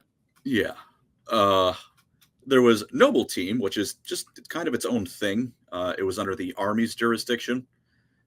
They got Mjolnir armor. They didn't have the same restrictions as other Spartans, which usually you're not allowed to collect Covenant weapons. You're supposed to destroy them in case they get destroyed, or in case they have like trackers on them and they can find more human worlds easily. Emil has a collection of them for fun, just because he's from that period of gaming where one of your main characters could have a personality that starts and ends with having a skull for a face. Damn, good old modern warfare. And it's all like every time there's a collectible like armor piece, it's Emil, top of the stack, 50 billion V-Bucks to get this. Yeah, 50 million reach fun bucks. It's like, bruh, can I not just, it's okay. It's like, I'm ready. How about you? Yeah, that's a kind of cool line, not gonna lie. Kukri knife, pretty cool. He died like a real hero. Yeah. Cosmic Stealth Bomber says Halo Reach has the best Forge maps. Oh, it had phenomenal Forge stuff. Noble Team, it was always a 6-man team with another one rotated in when they fell, with a special exception again for Emil, who had someone rotated in for his place whenever they fought insurrectionists, because whatever he did to them, he was so brutal that he made the agency that kidnapped children to make super soldiers out of say, hey man, you're going too far. You got to cut that out. No idea what he did to the innies. I don't know if I want to know. But it's like a flayed one. He just wore them. I might have public relations nightmare, whatever it was. And then the last other option, you could have been a headhunter, which someone said, what was it, Spartan Night Lords? Basically, these were 3s that managed to complete at least 2 of their assigned missions. They were taken from the respective companies, and officially their job was like they would go behind enemy lines on like the most brutal of missions that need to get done, given extra training, given either Mjolnir armor or pardon me, they were given a special SPI armor that was almost approaching kind of equal to Mjolnir, but still not really. Officially, that was their job. In practice, the UNSC gave them all these fancy toys and training and said, go have fun behind Covenant lines. And then they did. And there was absolutely a couple headhunters who were wearing grunt skin capes. That was the 3s. And overall, probably the most tragic of the Spartans, because again, they're just thrown into their deaths because humanity needed more bodies in the line of fire. It's just like, hey, I want Spartans. We have Spartans at home. Spartan-IIIs. They're like Spartans from Wish.com. Yeah. Well, they're good, but they're not as good. And again, if like treated the same way as the 2s, they could have been better, but that was never their purpose. They were never supposed to be better. I don't know what this comment means, but someone, Mr. Milo says, Emil and Thankful were on the same page. I think that's just being horrible beings. Truly the worst. And I'll give Halsey some amount of credit. She was never she still, kidnapped the children. She never was able to really truly convince herself that she needed to do that. She kind of carried that guilt with her for the rest of her life, and every single one of their deaths, like, she felt personally responsible for, which to some extent, yeah, you are. But, I'll give her credit. She felt some level of remorse. Ackerson was like, all right, first batch died. We need another one. Chop, chop, boys. Come on. We need more super soldiers. Did not care. Yes. I mean, Big E has no remorse, whereas Halsey at least was like, yeah. I feel bad. Any other way, I would have done like it differently, but we're desperate. It's like maybe looking back, I definitely could have done some things different, but yeah. Crimson Gloria, another $5. He says, "Did you mention how all of Noble Team's deaths are intertwined with their character?" They are. I was about to say, with the Spartan-IIs or threes, because so much was attributed to the twos, no one really remembered them, with the only major exception being that on Reach, after they started like re-terraforming it, making it habitable again, there's a statue dedicated to Noble Team in the city of New Alexandria, which I thought was nice. And to be fair, this trailer here that we're showing is the actual predecessor to Noble 6, I believe, canonically. This is like him, and this is his last moment before you come into the game. Yeah. For what it's worth, like it's him, and he blows up a ship, so they did their job, but he explodes. I also think that while I'm looking at it, he absolutely had time to throw that and then run if he wasn't staring at that. Yeah. Like he clearly starts running.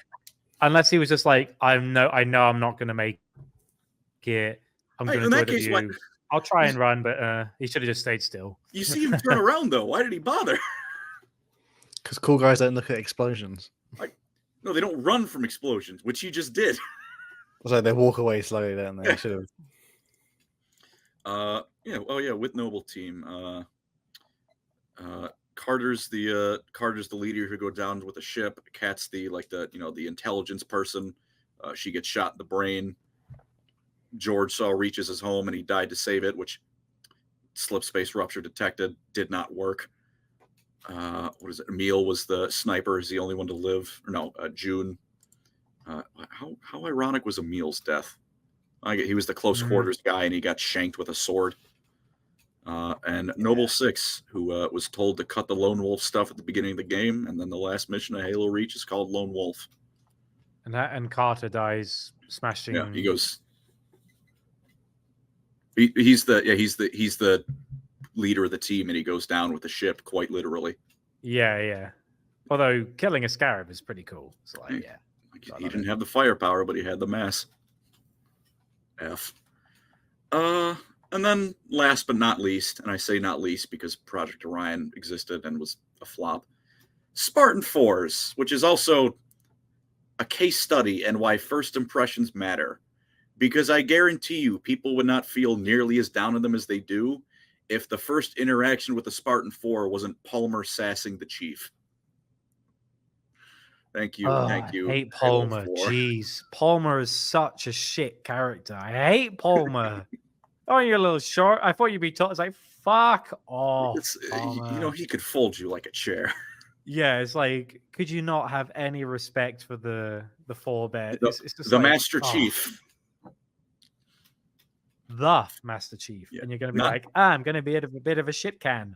Piss off. Sure, it's, it is just a rank, but there's a Master Chief, and then there's the Master Chief. And the thing is, I wouldn't mind if she was shitty to everyone else, including her own Spartans. Then it was like, oh, Master Chief, and showed a bit of reverence. But it's like, hey, not being funny. You're playing in the wrong league. He's out of your league. Stay in your lane. Jealousy. Man, USA lore fact 8. My copium addiction tells me 6 is still in the cave. Trust me, guys, totally. He's still there. I promise, he's alive. Yeah, Noble 6, he's totally alive. He's good. Cope. It's Cope. I wish, man. Also, Papala, Palmer's not that hot. She's just tall. Calm down. Some would say they're one and the same. It's like it reminds me in the Kiefer's Kane book where he says he always wonders how some people really have a thing for the Adeptus Sororitas because they all have that same ugly haircut. He says, and he's just they pull such a face that there's Danny DeVito in that one episode of Always Sunny where he's got, I can't remember what his name is. He's the artist, isn't he? Yeah. The fine art thing, but literally, he says the way they the faces they pull, and that same ridiculous haircut. Gablogian. There you go. Ongo Gablogian. There we go. Love Danny. But Spartan-IVs as a whole, I'll defend this project as being a completely reasonable and logical next step for Spartans in universe. It makes sense. This Spartan-IV program, very simple premise and kind of calls back to the original one. Take younger Marines, like candidates that show promise, as well as veterans, all of them still volunteers. We're done kidnapping children, everyone. We've moved past those times. And turned them into demigods. This one was headed by 2 Spartans. One known as Admiral Musa, who was one of the Spartan-II washouts, but he managed to live and be roughly functional. And June from Noble Team. See, like, there's no copium. He lived. Ackerson was going to head the project again with Halsey, them working together, but then Ackerson exploded and Halsey was arrested. So neither of them were available at the time. They were quite occupied, as it were. The Spartan-IVs, this led to the creation of just the Spartan Operations branch. The UNSC decided, we're gonna make a branch for this. Feel like this is worthy of its own like little department of the military, whose whole job is just deploying and overseeing, maintaining everything to do with the Spartans. Some of them, there was some questioning as of to the necessity of it, the Spartan-IVs, and because of what the recruitment was like, mostly from Oni. Because when you kidnap children, you can brainwash them all day long. But when you take a volunteer from the military, your super soldier who's going to rip his way through tanks like they're butter, he might have some baggage. He might decide that deserting and joining the other side is actually what he wants to do. He or she might go, well, actually, maybe I like the insurrection. Maybe I'm going to kill the rookie. Maybe I'm going to... New Blood is a horrible book that shouldn't have been written ever. Fuck you.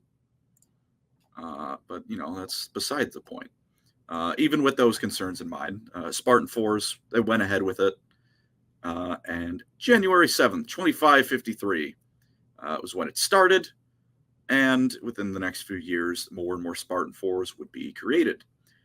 These guys even get to keep their last names instead of being just the first name and a number, since they don't need to erase their identities anymore. Their augmentations are better and worse. We'll go with the better first. They're far more forgiving. Like there's nothing about a casualty rate, and I couldn't even find anything about them washing out. So like, we have a donation by Crimson Glory again, brother. Thank you. He says, in block capitals, done kidnapping and brainwashing children. What is this capitalism? The free market has decided capitalism. The free market has decided we don't need to put children into the minds of Reach any longer. Can't have capitalism if the market's gone. Got to put those child soldiers in the line. It turns out it's far cheaper to get adults and volunteer adults rather than, cloning children you've kidnapped. Not quite fully grown. I'm just saying we can't make iPhones if the Covenant own all of the semi-precious metal mines. We've got to kill the aliens. That's kill true. the Xenos. We can't have child labor. Soldiers. It's fine. All of our colonies. Yeah. If you want to still enjoy Tesco meal deals, we've got to have child soldiers. That's just the reality. That's kind of like, weirdly enough, if everyone here's seen the Fallout TV show, turn away just for spoilers now, unless you guys don't want to hear it. I enjoyed that. Yeah, the whole plot, they changed like some bits, but the whole plot point was that Vault-Tec and all the other corporations that like you see pop up in Fallout games, they supposedly like encourage the nuke dropping to essentially eliminate the entire surface of the world, so that when they rebuild the world, they will entirely control the capitalist market. They'll have the entire market share if you kill all the market. Why not? So the specific way they did that is absolutely dumb, but like Vault-Tec causing like has been hinted before as being like behind the bombs. Well, I suppose that they got upset that the war was likely not gonna escalate, or like they were gonna stand down, so they were like they had to push the yeah. If we want to get a return on all these vaults we built, better make sure there's a war. Why not? Well, the reasoning, like that specific reasoning, is kind of whack, but like Vault-Tec being somewhat behind it is that's been hinted before. Plus, I gotta love seeing the cameo of Mr. House, my man, Rene Vegas himself. Vegas. It's gonna happen. They're gonna get a Vegas, Colin. You have to watch Fallout. I mean, it's not. It won't gonna blow your mind, but it's all right. It's pretty good. I mean, I would say, considering we're talking about Halo, it's far in superior. Of like loving the source material. Yeah. Zano $2 says Spartans got two sides, ballin and balling. About right. Thank you. Appreciate that, brother. Where was I? Spartan-IVs. Yeah. They're they made stronger, better, faster, smarter, harder, all that, everything in the Daft Punk song. Than normal soldiers. They were given obviously better training. The surgeries last about 3 weeks, and when you're done, you get a super soldier. And as a further bonus, the armor allowed them, like they were wearing, was far and away better than previous like Mjolnir armor. Definitely better than SPI armor, but that's not saying much. That it could kind of like level the playing field between a 2 and a 4. The downside is that the Spartan-IVs need 2 hours like of specialty training, another 2 hours of physical conditioning and augmentation monitoring to make sure that they're taking. It's less potent. Like you need to be checked out to make sure everything's going all good in your organs and that crap. Also, I feel like I'm misunderstanding this, but when I was reading through like the augmentations for the 4s, the way I understood it was that it sounds like they took all of the meat off your bones and then put it back on, which I feel can't be right. Because you kind of need that.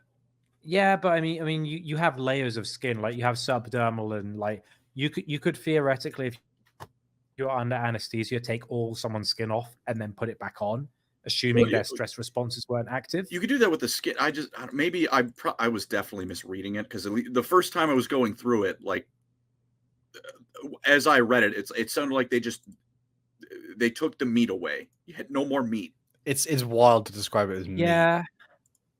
I mean, think of it like a sausage. You can take the outer layer of skin off, but you still got the sausage inside. Yeah. So like they could always peel that off. They could banana peel you, put something under. Like I know, like that's how you do Primaris them basically. They have the subdermal. Like they peel them back and they put on like muscle fibers. That's probably what it was. It's just in my initial reading, I didn't see it as like they took the skin off.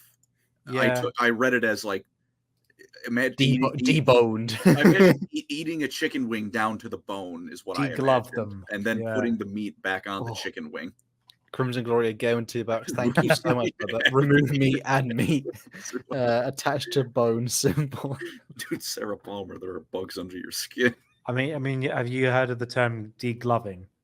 Yeah. Yes, horrifying. Yeah. No, thank you. Yeah, but as long as you're asleep, it's fine.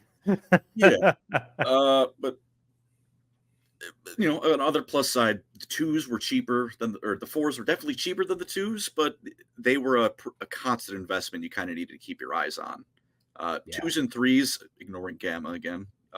Once you were done, whoever lived and made it through, they were good. You didn't need to maintain them. Again, ignoring Gamma and their anger medicine. Spartan-IVs, you need constant doctor visits and more. Mentioning that immortality thing from earlier, Spartan-IIs and 3s might be biologically immortal. I don't know if it's ever touched upon, but Spartan-IIIs, they're said to be like in the prime of their life for about a century, and they could probably live twice as long as an elite who can live up to 300 years. So that's the Spartan that needs pretty constant maintenance, can live up to 600 years. I don't know if Master Chief could ever die of old age. Not that. I mean, he's lucky enough. Not that the games would even let him. No, but if there's still money in Halo, they will keep beating that. Yeah, but he's that archetype of like. Are you guys familiar with like the game Red Faction? Yeah. Like in Red Faction Armageddon, there's like an Easter egg of the original character. It's just like some crazy old man who lives in the hills and say, I didn't die, I'm still here. You're like, that'd be John 117, like an 8-foot tall guy living in the hills, just like, I'm still alive. Yeah, I'm not dead to yet. Die. Yeah, he's they're never really touched upon, because even in universe, it's only been like 30 odd years, 40 since the 2s were finished. So they just haven't had time to die of old age, if it's possible, but they might live forever. Chief will live to 40K. And Master Chief is the real second Primarch. That truly is what he doesn't have Mjolnir armor. He has plot armor. Truly. He's said to be the luckiest Spartan. He's so lucky it affects the universe. He has 11 out of 10 in luck stat. Yeah. Gosh, Dark Souls 2 luck build was the worst idea I ever had. It didn't do anything. It didn't do anything. Luck builds in Fallout are great, and luck is also great in Fire Emblem because it means you don't get critted as much. Indeed. Crimson Glory again, brothers, as Master Chief will die to a Jackal Sniper from Halo 2 Legendary. That's very true, but Jackal Snipers from Halo 2 on Legendary could probably murder the Emperor. It's they're bullshit. You stick your foot around a corner and then you're dead, and you didn't see what killed you, but what happened. When I got Halo 2 on release, I remember playing I was like, I've done Halo 1 on Legendary, and I got Halo 2. It's going all right. I got to that one bit, and then it was just like, what the fuck? What the fuck? And it was just like half an hour, just like, what the fuck is this? So it was a growing moment for me. Let me just throw this in here for anyone interested. It's the Boulevard of Jackal Snipers. We're almost done. I'm almost done with the Spartan lore vomit. With the 2s versus the 4s, outside of their armor, not at all equal. Like I said, the Spartan-IV augmentations are less intensive than the 2s. They would fold them like a rag doll. With the Gen 2 Mjolnir armor the 4s have, it's like the point is to make up for the augmentations not being as severe, which is why for all the travesty that is Halo 5, its single player campaign, that's why Locke, the Chief needed a minute to kill or to put him down instead of 2 seconds. That being said, I don't know if they ever said why or if the remaining 2s and 3s can't just be given the upgraded Mjolnir armor and they can just rocket past the 4s. Don't think that's ever been addressed, and given how Halo seems to have taken to throwing shit at the wall and then abandoning it between Halo 5 and whatever the hell the Endless are in Infinite, who knows? Probably never will be addressed. Yeah, I was like confused. I remember I was watching Rooster Teeth at the time with like Halo 5 dropping. I was like, damn, gameplay seems pretty good. And then like from when I followed it to Halo Infinite, I was like, what? Like they set up I mean, as much as Halo 5 was like, they set up something massive at the end of Halo 5, and then it didn't happen. It happened off screen. You know what it reminds me of? We've seen the recent release of new games coming out in a couple of years. It reminds me a lot of Gears of War 5, where they went, hey, end of Gears 5, one of the 2 main characters has to die. And it's like, oh, the mother of what's her name is like the Locust Queen, and they obviously didn't know what the hell to do with that. So now they're doing a prequel. It's like, guys, just abandon it. Don't go back to don't do Gears 6. Just let us go back to the good old days. Even within that, there were projects for like a Helldivers style ODST game almost that was canceled. Not even by 343, like Microsoft higher up. So good ideas are in short supply. I love. Do you think do you reckon as of now it's like 2024, they don't really know where they want to go with Halo? Because I even remember Infinite's support. It's all over the place. I think it's maybe the problem with when a studio has worked on something for so long, they crave doing Bethesda could have dropped Elder Scrolls 6 in PS4, PlayStation 5, next gen stuff. Probably PlayStation 5 or Xbox One or whatever, but they never did because they were we were desperate to work on something else, so we're going to release Starfield. As of time recording, Starfield is basic. Starfield is a game on paper. It sure is there. It doesn't have a soul. So I reckon maybe 343 are we just want to do something else so bad. Yeah, we've got to keep this money train going. I think unfortunately, Halo's soul right now is that of one of the Spartan-II washouts. I feel like the thing about a lot of these studios like 343 and such and the Coalition, it's we want to pursue the margins rather than the game. It's we want to make a big expansive MMO open worldy, lots of guns. Oh, look at that. Rather than like, how about we just do what the fans want? But we can't make more value from the fans. We need to get new people involved. So we're going to expand and Do make you know all what this bullshit. ironically it's become? Ugh. It's the Warhammer problem where like it's trying to be a setting rather than a finished like story. Also, Conan Glory again with the donation. Thank you, brother. Says, on a happier note, have you seen the new Doom trailer? Is it Doom Yeah. Evil? I think. God, With the shield. They Dude, don't miss. the do they? skull gun that shoots ground up skulls. They out Warhammered Warhammer. Doom has not really missed, has it? It just really No, not since 2016. It kind of is if it had a Master Chief skin on Doom, it would be the same thing. Oh, man. But almost done. Last couple things now.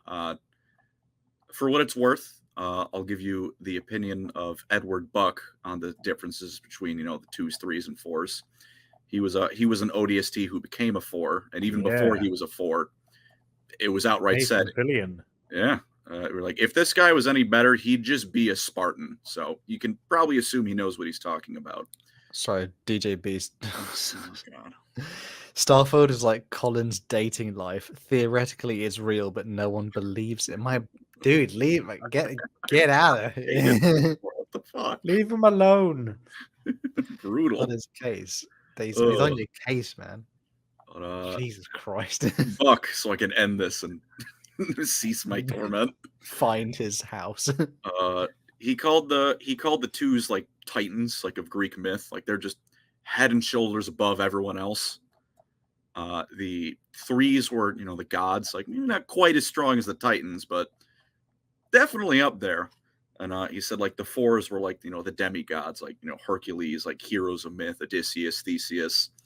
And maybe at first glance they're not that much different than normal people, but they're definitely something special. And at the end of the day, UNSC High Command has what's known as Corruptor Protocol, which is what happens when a Spartan is infected by the Flood.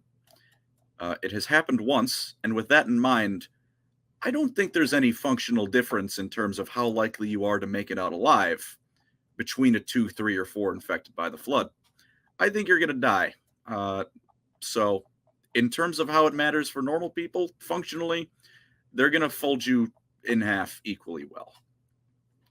And that is the Spartans. Wow. Any questions? More like just a statement of, my God, there's just, I think because particularly like with Space Marine, they don't really, we're in a phase at the moment where it's like, there's only technically 2, they're like different sets of armor that define almost generations, but there's no such thing as like, other than, I guess, the Primaris Marine is an example, like another generation of Space Marine. All I'm saying is I like the consistency with the Spartan variations, but please God, Bungie, not Bungie, 343, don't make Spartan 5s. Just don't. Just don't for the sake of doing it. Just 4 is enough. 4 is enough, please. 4 is good. To be fair, if the money's there to sell things about it, it will happen. Like with I think probably I predict maybe 20 years from now we'll be like, do you guys remember Primaris Marines? You know what I mean? Like it will be like a thing of, at some point they're like, we need to sell more Space Marines, surely. We've got Secmaris Marines now. We've got the Stormcast Us Eternalus. Yeah. Those newer models look like they found their like uniqueness amongst not being copies of Space Marines. Oh no, they're the news models. I can't wait for Age of Sigmaris. There we go. Yeah, that's what. It's going to be Age of Gillimar. There you go. No, I don't know what they'll do in the future with it. To be fair, I mean, because Warhammer now will be, as much as like Halo is a huge franchise and more people know what Halo is rather than Warhammer. Warhammer's on an uptick, and it'll be crazy. I mean, I suspect when it goes to like a mainstream level, it won't be. It might have to be cleaned up a little bit, just because I suspect people might be like, "Oh my God, that makes me want to throw up." in my mouth. Yeah. Because that's crazy. But I think, yeah, I mean, if it's like an on-screen or like something like that, it'll still be Warhammer, but it'll have to be like, yo, these are Space Marines are cool, aren't they? Like, Space Marine 2 is not going to be chucking out demon hosts that invert someone anus first. Probably. Dark Tide did. Well, that was a sentence. Yeah, Yeah. Well, that was. well, yeah. What a way to end the Halo episode. Demon hosts inverting you asshole first. And last, Another Nation by the Salty Schmuck was a great name, by the way. You've done it, John Rings. You've become the Halo Infinite. He didn't say Good old that. Johnny Rings. No, I think, to be fair, like in the future, like it's like silly, like what divided people, like me growing up not really playing much Halo was simply the fact that it was content exclusive on certain platforms. Like being a more PC now, like it's the thing. Like, you know what I mean? Like at some point, it should be like, bloody hell, we really need to get everyone like. Well, they got Game Pass, so Halo's always on like Game Pass stuff, so you can get that on PC. I'm just waiting for the point where it'll be like, John Halo, there's one ring to rule them all, one ring to bind them, and in the galaxy bind them. It's like, I guess one last more question. Halo rings, why not? One last question I'll add then for Colin, as our, he gave an absolute showing of, lore knowledge today. What would you do to the Halo franchise to kind of, I guess, it's not dead, but like to kind of give it new life or resurrect it in some way? Focus on some like non-Master Chief stuff, like another ODST game, or some go back to the Human Covenant War, or I want to see what some of those like potential spin-off games that were being cooked up before Microsoft put them down. See what was going on with there, because Helldivers, but ODST sounds fun as hell. You know what I think would be fun? What if you just did a spin-off called Halo New Mombasa, and it goes from when Master Chief drops down to when the Warp Rift messes everything up, and then you have to survive with your squad. You could do an ODST style spin-off. It's in like greatest hits of Halo 2, and you could just have a bit of fun with it. And then when the slip space rupture happens, you could take it in a different direction. But it's like, hey, you could key in on that nostalgia, but also make a good fun game that isn't about John Halo and the rings. Yeah, but kind of like what they do with like Star Wars these days. It's like, oh, we'll do another. We need more Darth Vader. Put it during a Darth Vader era. It's fine. Yeah, but make it. It needs someone with a interesting idea and good direction to really like steer. Like with most games, like it's usually been one person's like, at least in the beginning, like one person's good vision that they've seen success with, and just to follow that theme. There are 2 donations, but I want to ask 3. So I'm gonna ask them in different orders. So there's one I want to stick on, which is Crimson Glory says, "Give it back to Bungie for $2." I agree with. I think Bungie Have is you like. seen what they're doing to Destiny? Don't give it back to Bungie. I think Bungie is like they're doing Destiny 3 at the moment, so that's kind of soaked. Destiny 3, they're doing Destiny 2.11057892 and executing it while they're at it. Angry, and also all their talent has fucked off. Angry Homunculus says they put Master Chief in the soda. Don't know what that means. Tom Warren says, any opinions on the upcoming Dragon Age? I have played most. I have Dragon Age Origins and Inquisition, not 2, but the new Dragon Age trailer just came out recently. I think I'll let Andy go first. All I'm saying is I've played them all. I love the first one. I love the second one much less, and I love the third one much less as well. I'm kind of done with Dragon Age, and personally, it's too long. It's like that was a significant gap between 3 and now. Like, I don't know. There's something to be said about momentum. It's something to do with particularly like the studio. I can't remember the studio who makes Dragon Age, but they had that BioWare. game. Was it BioWare? They had that game. They had they've had Mass Effect Andromeda, and then they had that other sci-fi-ish game that completely like failed. Oh yeah, what was that even called? So this poor studio, this studio Anthem, Anthem. This studio is definitely like If this Yeah, game but- doesn't hit, it's on its last legs. But the thing is, it has the Bungie problem where it's like the talent has left. Like the guys that made that company what it is are doing other things. Yeah, like they're It's the company in name only. yeah, like the OG Bungie guys are gone. Yeah.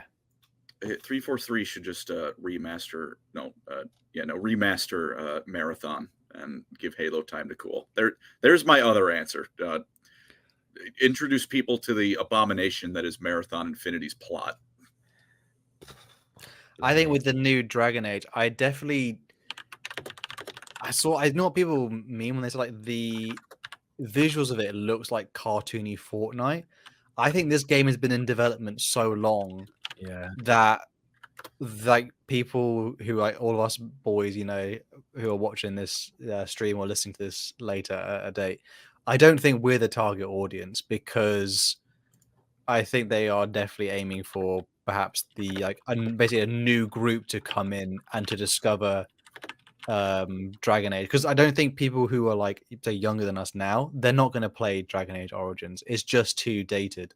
Yeah. As much as like the tone and theme and like the actual game was like, and the fact that you can play loads of different races and it's fantastic. It's like, oh, but it's 10 years old plus. It's like, but it's so good. It's so good. So they're trying to reach an audience that is different. Again, I think the problem with that game so far is like it just might be too long in development, and they basically like we had a vision that was like cool, like all Fortnitey, and you know, like that was what was popping off at the time. And then now at the time, do you reckon they're gonna go to? Do you reckon they're gonna try and copy some of the Baldur's Gate free magic? I don't know. I feel like they're pretty. To be fair, I think the gameplay of it will be good. I just think the story will be lackluster. Because the thing is, anything fantasy, it's like you could copy Baldur's Gate 3, but then you have to put some work in. And most game developers these days are so anemic with how much work they put in. They're like, that sounds really difficult though. I don't really want to like put that much effort in. It's because it's not. It's. I think we're at a point where I think we're quite good. We're actually seeing a shift now where like some games just aren't making the cut anymore, and some other ones are being rewarded for their like ingenuity and actual like care in the game. I mean, I've got to be honest, I haven't played any modern games in a long time. Like literally the last couple of days I've been playing Fire Emblem 7 on the Game Boy Advance for an emulator, because it's just like, oh, this is a really solid game that's free. You can get it online. I'll just play that. I'll just play like BioShock on the Switch. I'll play all these old games that are like 10, 15 years old. I'm like, yeah, I'm fine. I got loads of fun comfort games and games I like. There's so many games from the past I haven't picked up. I might as well get around to it now. I can always turn on I can always play another run of FTL. Yeah, exactly. Yeah. Mr. Mihalov also said on the topic of Dragon Age and audiences, we got Metallica in Fortnite before GTA 6. Again, I think because a lot of these things are when certain franchises, like maybe like Halo as on topic now, like once it's been going on for so long, it's a product. It's not about Halo. It's about a game. Fortnite Incorporated more than anything. Yeah. And I think it's not. I mean, some games have been better. Like even like I think the longer a franchise tends to go on, like particularly in games, the longer it somewhat loses its heart. It's that thing of like, I remember that time where James Hetfield from Fortnite beats Eminem to death with a pickaxe while Goku and John Wick nay-nayed in the corner. Like, yeah, that's gaming now. Cool. Here we are.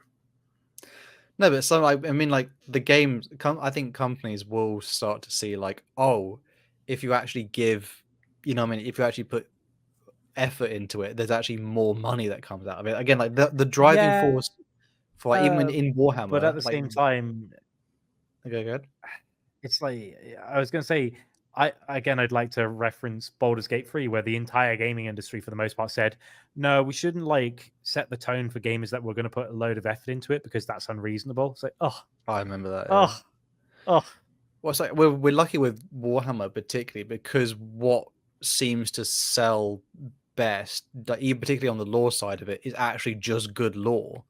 Like the siege, like the particular the Horus Heresy. As much as like if you're not even like with Colin, like not being the biggest Space Marine fan, the book in a general sense, the Horus Heresy series and the Siege of Terror as a book series slaps violently hard. It's actually like if someone read all of that, which to be fair, I think Andy has, and I almost have. Basically at the end of it, you want to have a stiff drink and a cigarette because you're like, my mind was particularly blown by the enormity of what I've just read about. So as we're getting good stuff. I mean, as much as like Warhammer is like there's some issues about it, bro. Think of things like Dragon Age or Star Wars or like how Halo is currently. Like we are spoiled with how well it like it's holding up. It may be getting a bit cleaner around the edges, Warhammer, but it's still somewhat has that energy to it, which is like, oh, this is the grim dark future, and they still make great looking models with pretty standout lore. Not always great lore, as in, like it's not always it doesn't blow my mind every time. But I've not read really any. I've only read one book in Warhammer that I didn't finish. Like I read one thing that I thought was disappointing, and that was it. And not to be funny, it's like you've got the lore, you've got the codexes, you've got the video games, you've got the spin-offs. Even when people are like, oh, look at these really cool Magic the Gathering cards, that's cool. Oh, look, like I won't reference Call of Duty as a good example, but occasionally, like I think I don't play it, but I assume people were chuffed with the World of Tanks and World of Warships 40k tie-ins, where it's like, oh, here's some cool stuff with a Warhammer thing. Russ. Yeah, or a power washer simulator. Oh, I get to clean a Land Raider. Praise the Omnissiah. Yeah, let's go. It's like, cool. It's the weird bit, like it comes full circle where we're slight. As a Crimson Glory went with the donation. Thank you, brother. It says Warhammer 40k needs to be protected at all costs.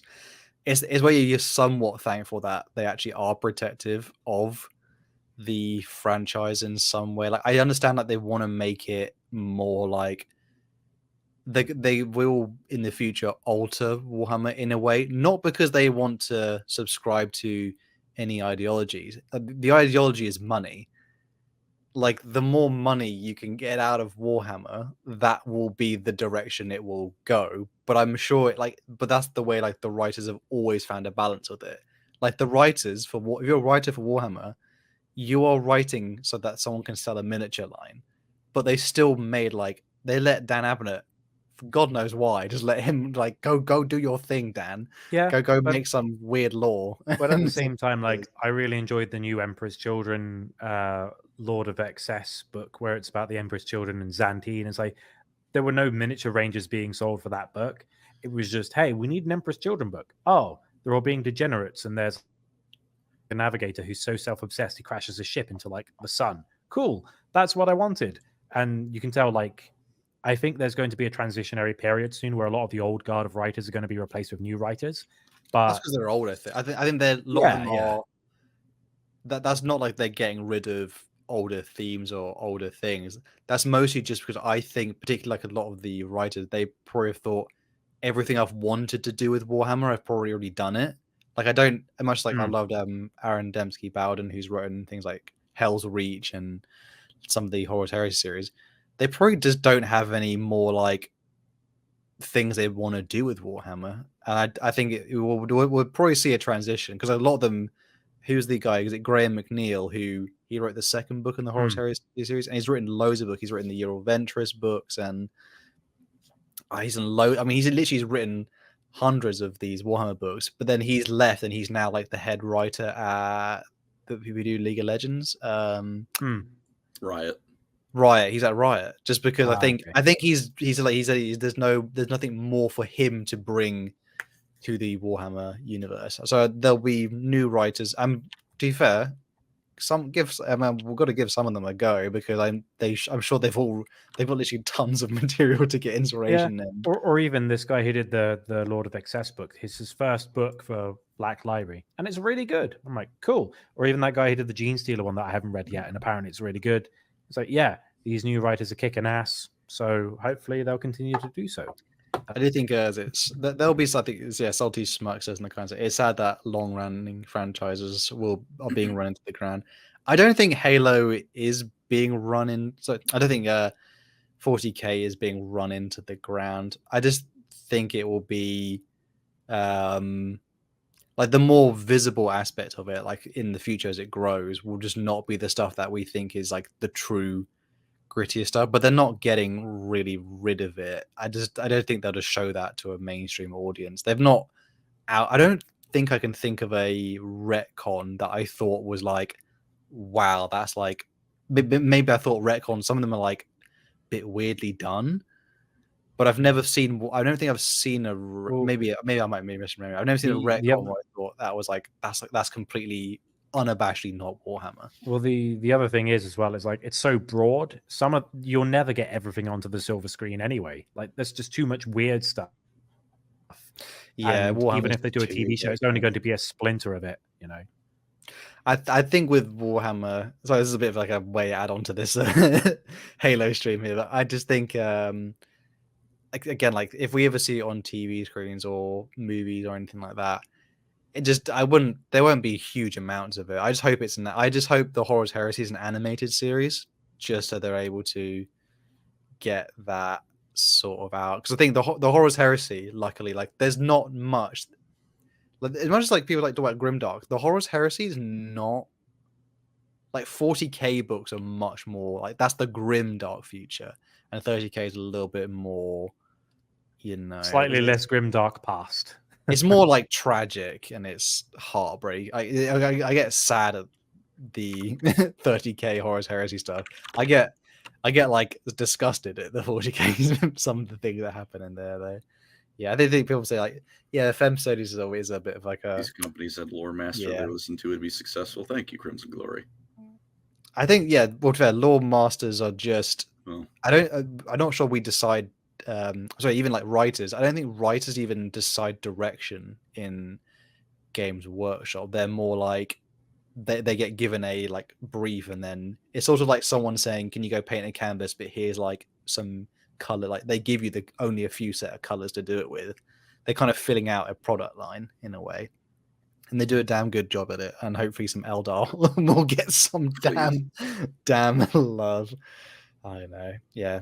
I mean, 30K both. Thank God, 30K in Horus Heresy is done. Like, as in, like the Horus Heresy Siege of Terror, like they did it, and it was good. So that's always badly protected in this little bubble, and then I don't have to worry about anything else. And I'll finally read all of it soon.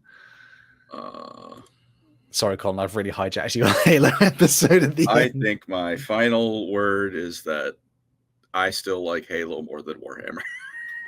I think. I don't know. We all came. I think Warhammer is my top, but I definitely came from other franchises as well, and I will definitely like be playing.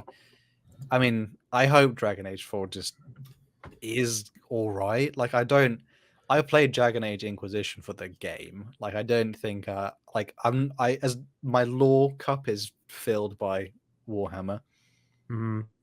DJB says in brackets. I don't know. In quotations, we all came. HAL 2024. Appreciate it, brother. I'm just saying I don't give a care about the new Dragon Age, but I'd like to play the new Gears because especially now they've dropped the Gears moniker and going back to Gears of War. It's back to like E-Day. I'm like, cool. That's just like a bow on the section of the fan base I really enjoy, which is Gears 1 to Judgment. I don't care about 4, 5 plus. I just like the old stuff.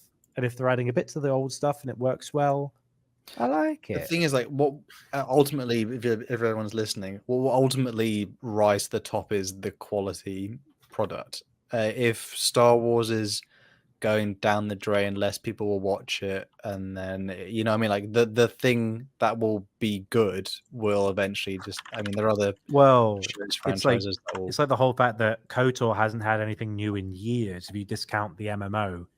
And it's still like in the zeitgeist, people still revere it. It's like as long as they don't do a TV series on KOTOR, because I don't expect them to do a good job. I'm like, yeah, leave that in its own separate bubble. That's fine. I like KOTOR. I like the original trilogy. Slot Wars. Appreciate it, Slot Wars. I think with that being said, though, this is hopefully people enjoyed the Halo aspect of it. There's a massive show from Colin here. He's absolutely delivered on Spartan lore, and we hope you appreciate this little small deviation from our regular sort of Warhammer lashing. We're back to Warhammer. I don't know what we're doing as a topic for the podcast next time, but we'll have figure it out. We've got some topic lines up. We've got a tier list, I think, next week. We're interchanging them with the quiz just to give people a bit of a relief from maybe too many things and too many tier lists. But we'll try to get some people on as well. Hope everyone enjoyed. Colin, Alpha Mega says Colin is a Chad nerd. He is. I'll take it. Yes, appreciate you brothers so much. Thank you everyone who donated as well. The entire stream, appreciate that. And but before it shuts off, let us everyone know if they liked the new setup where we have the actual sort of or a gameplay like display in the middle bit for people who are just trailers and stuff like that. For people who are like audio listeners, they don't understand. Like we had a gameplay sort of center in the middle where we basically, based on the topic we'll talk about, we're going to put a sort of video of gameplay or something that we did in the middle just to keep it chugging along. Hopefully people enjoyed that though. I don't think I have anything else to add then, other than just, again, if you've made it this far, please subscribe. I should say at the beginning. Always just want to see more of, as always. And need to add Subway servers. We'll get on it. Yeah, that'll be a honestly, I did think that was a great idea at some point. We just have it attached like phones on our foreheads. I'm not missing anything, am I? No. Oh, the question of the week. Feel free to answer that one again. If I remember correctly. Hashtag power trip. Yeah, hashtag power trip. Appreciate you, brothers. And Colin, DJB says Colin gritty. Only if he is in the mood. We'll see. That's the thing. We'll see. I'll cook it up. Put Fortnite gameplay. If it's Stealthy 47, you're on my wavelength. Yes. I don't. As long as we can find a skin that matches similarly enough to the topic. No, we'll probably do things like Total War Warhammer and good old unification mod of Dawn of War Soulstorm, because we were dying to. I'm dying to get back on that horse. I am. To be fair, I also did get Mechanicus on my Switch because it was on sale this last week, and I'm like, ooh, yummy. Someone says put on Berserk armor to destroy my spine. Okay. That's a great idea for power armor. Berserk armor is just consume. It's just. I was like, be original, add Temple Run instead of Subway servers. Appreciate that. With that being said, though, thank you everyone for listening and watching. Appreciate you guys so much, and we'll try and catch you on the next one. Peace and love. Peace and love, everyone. Bye, everyone.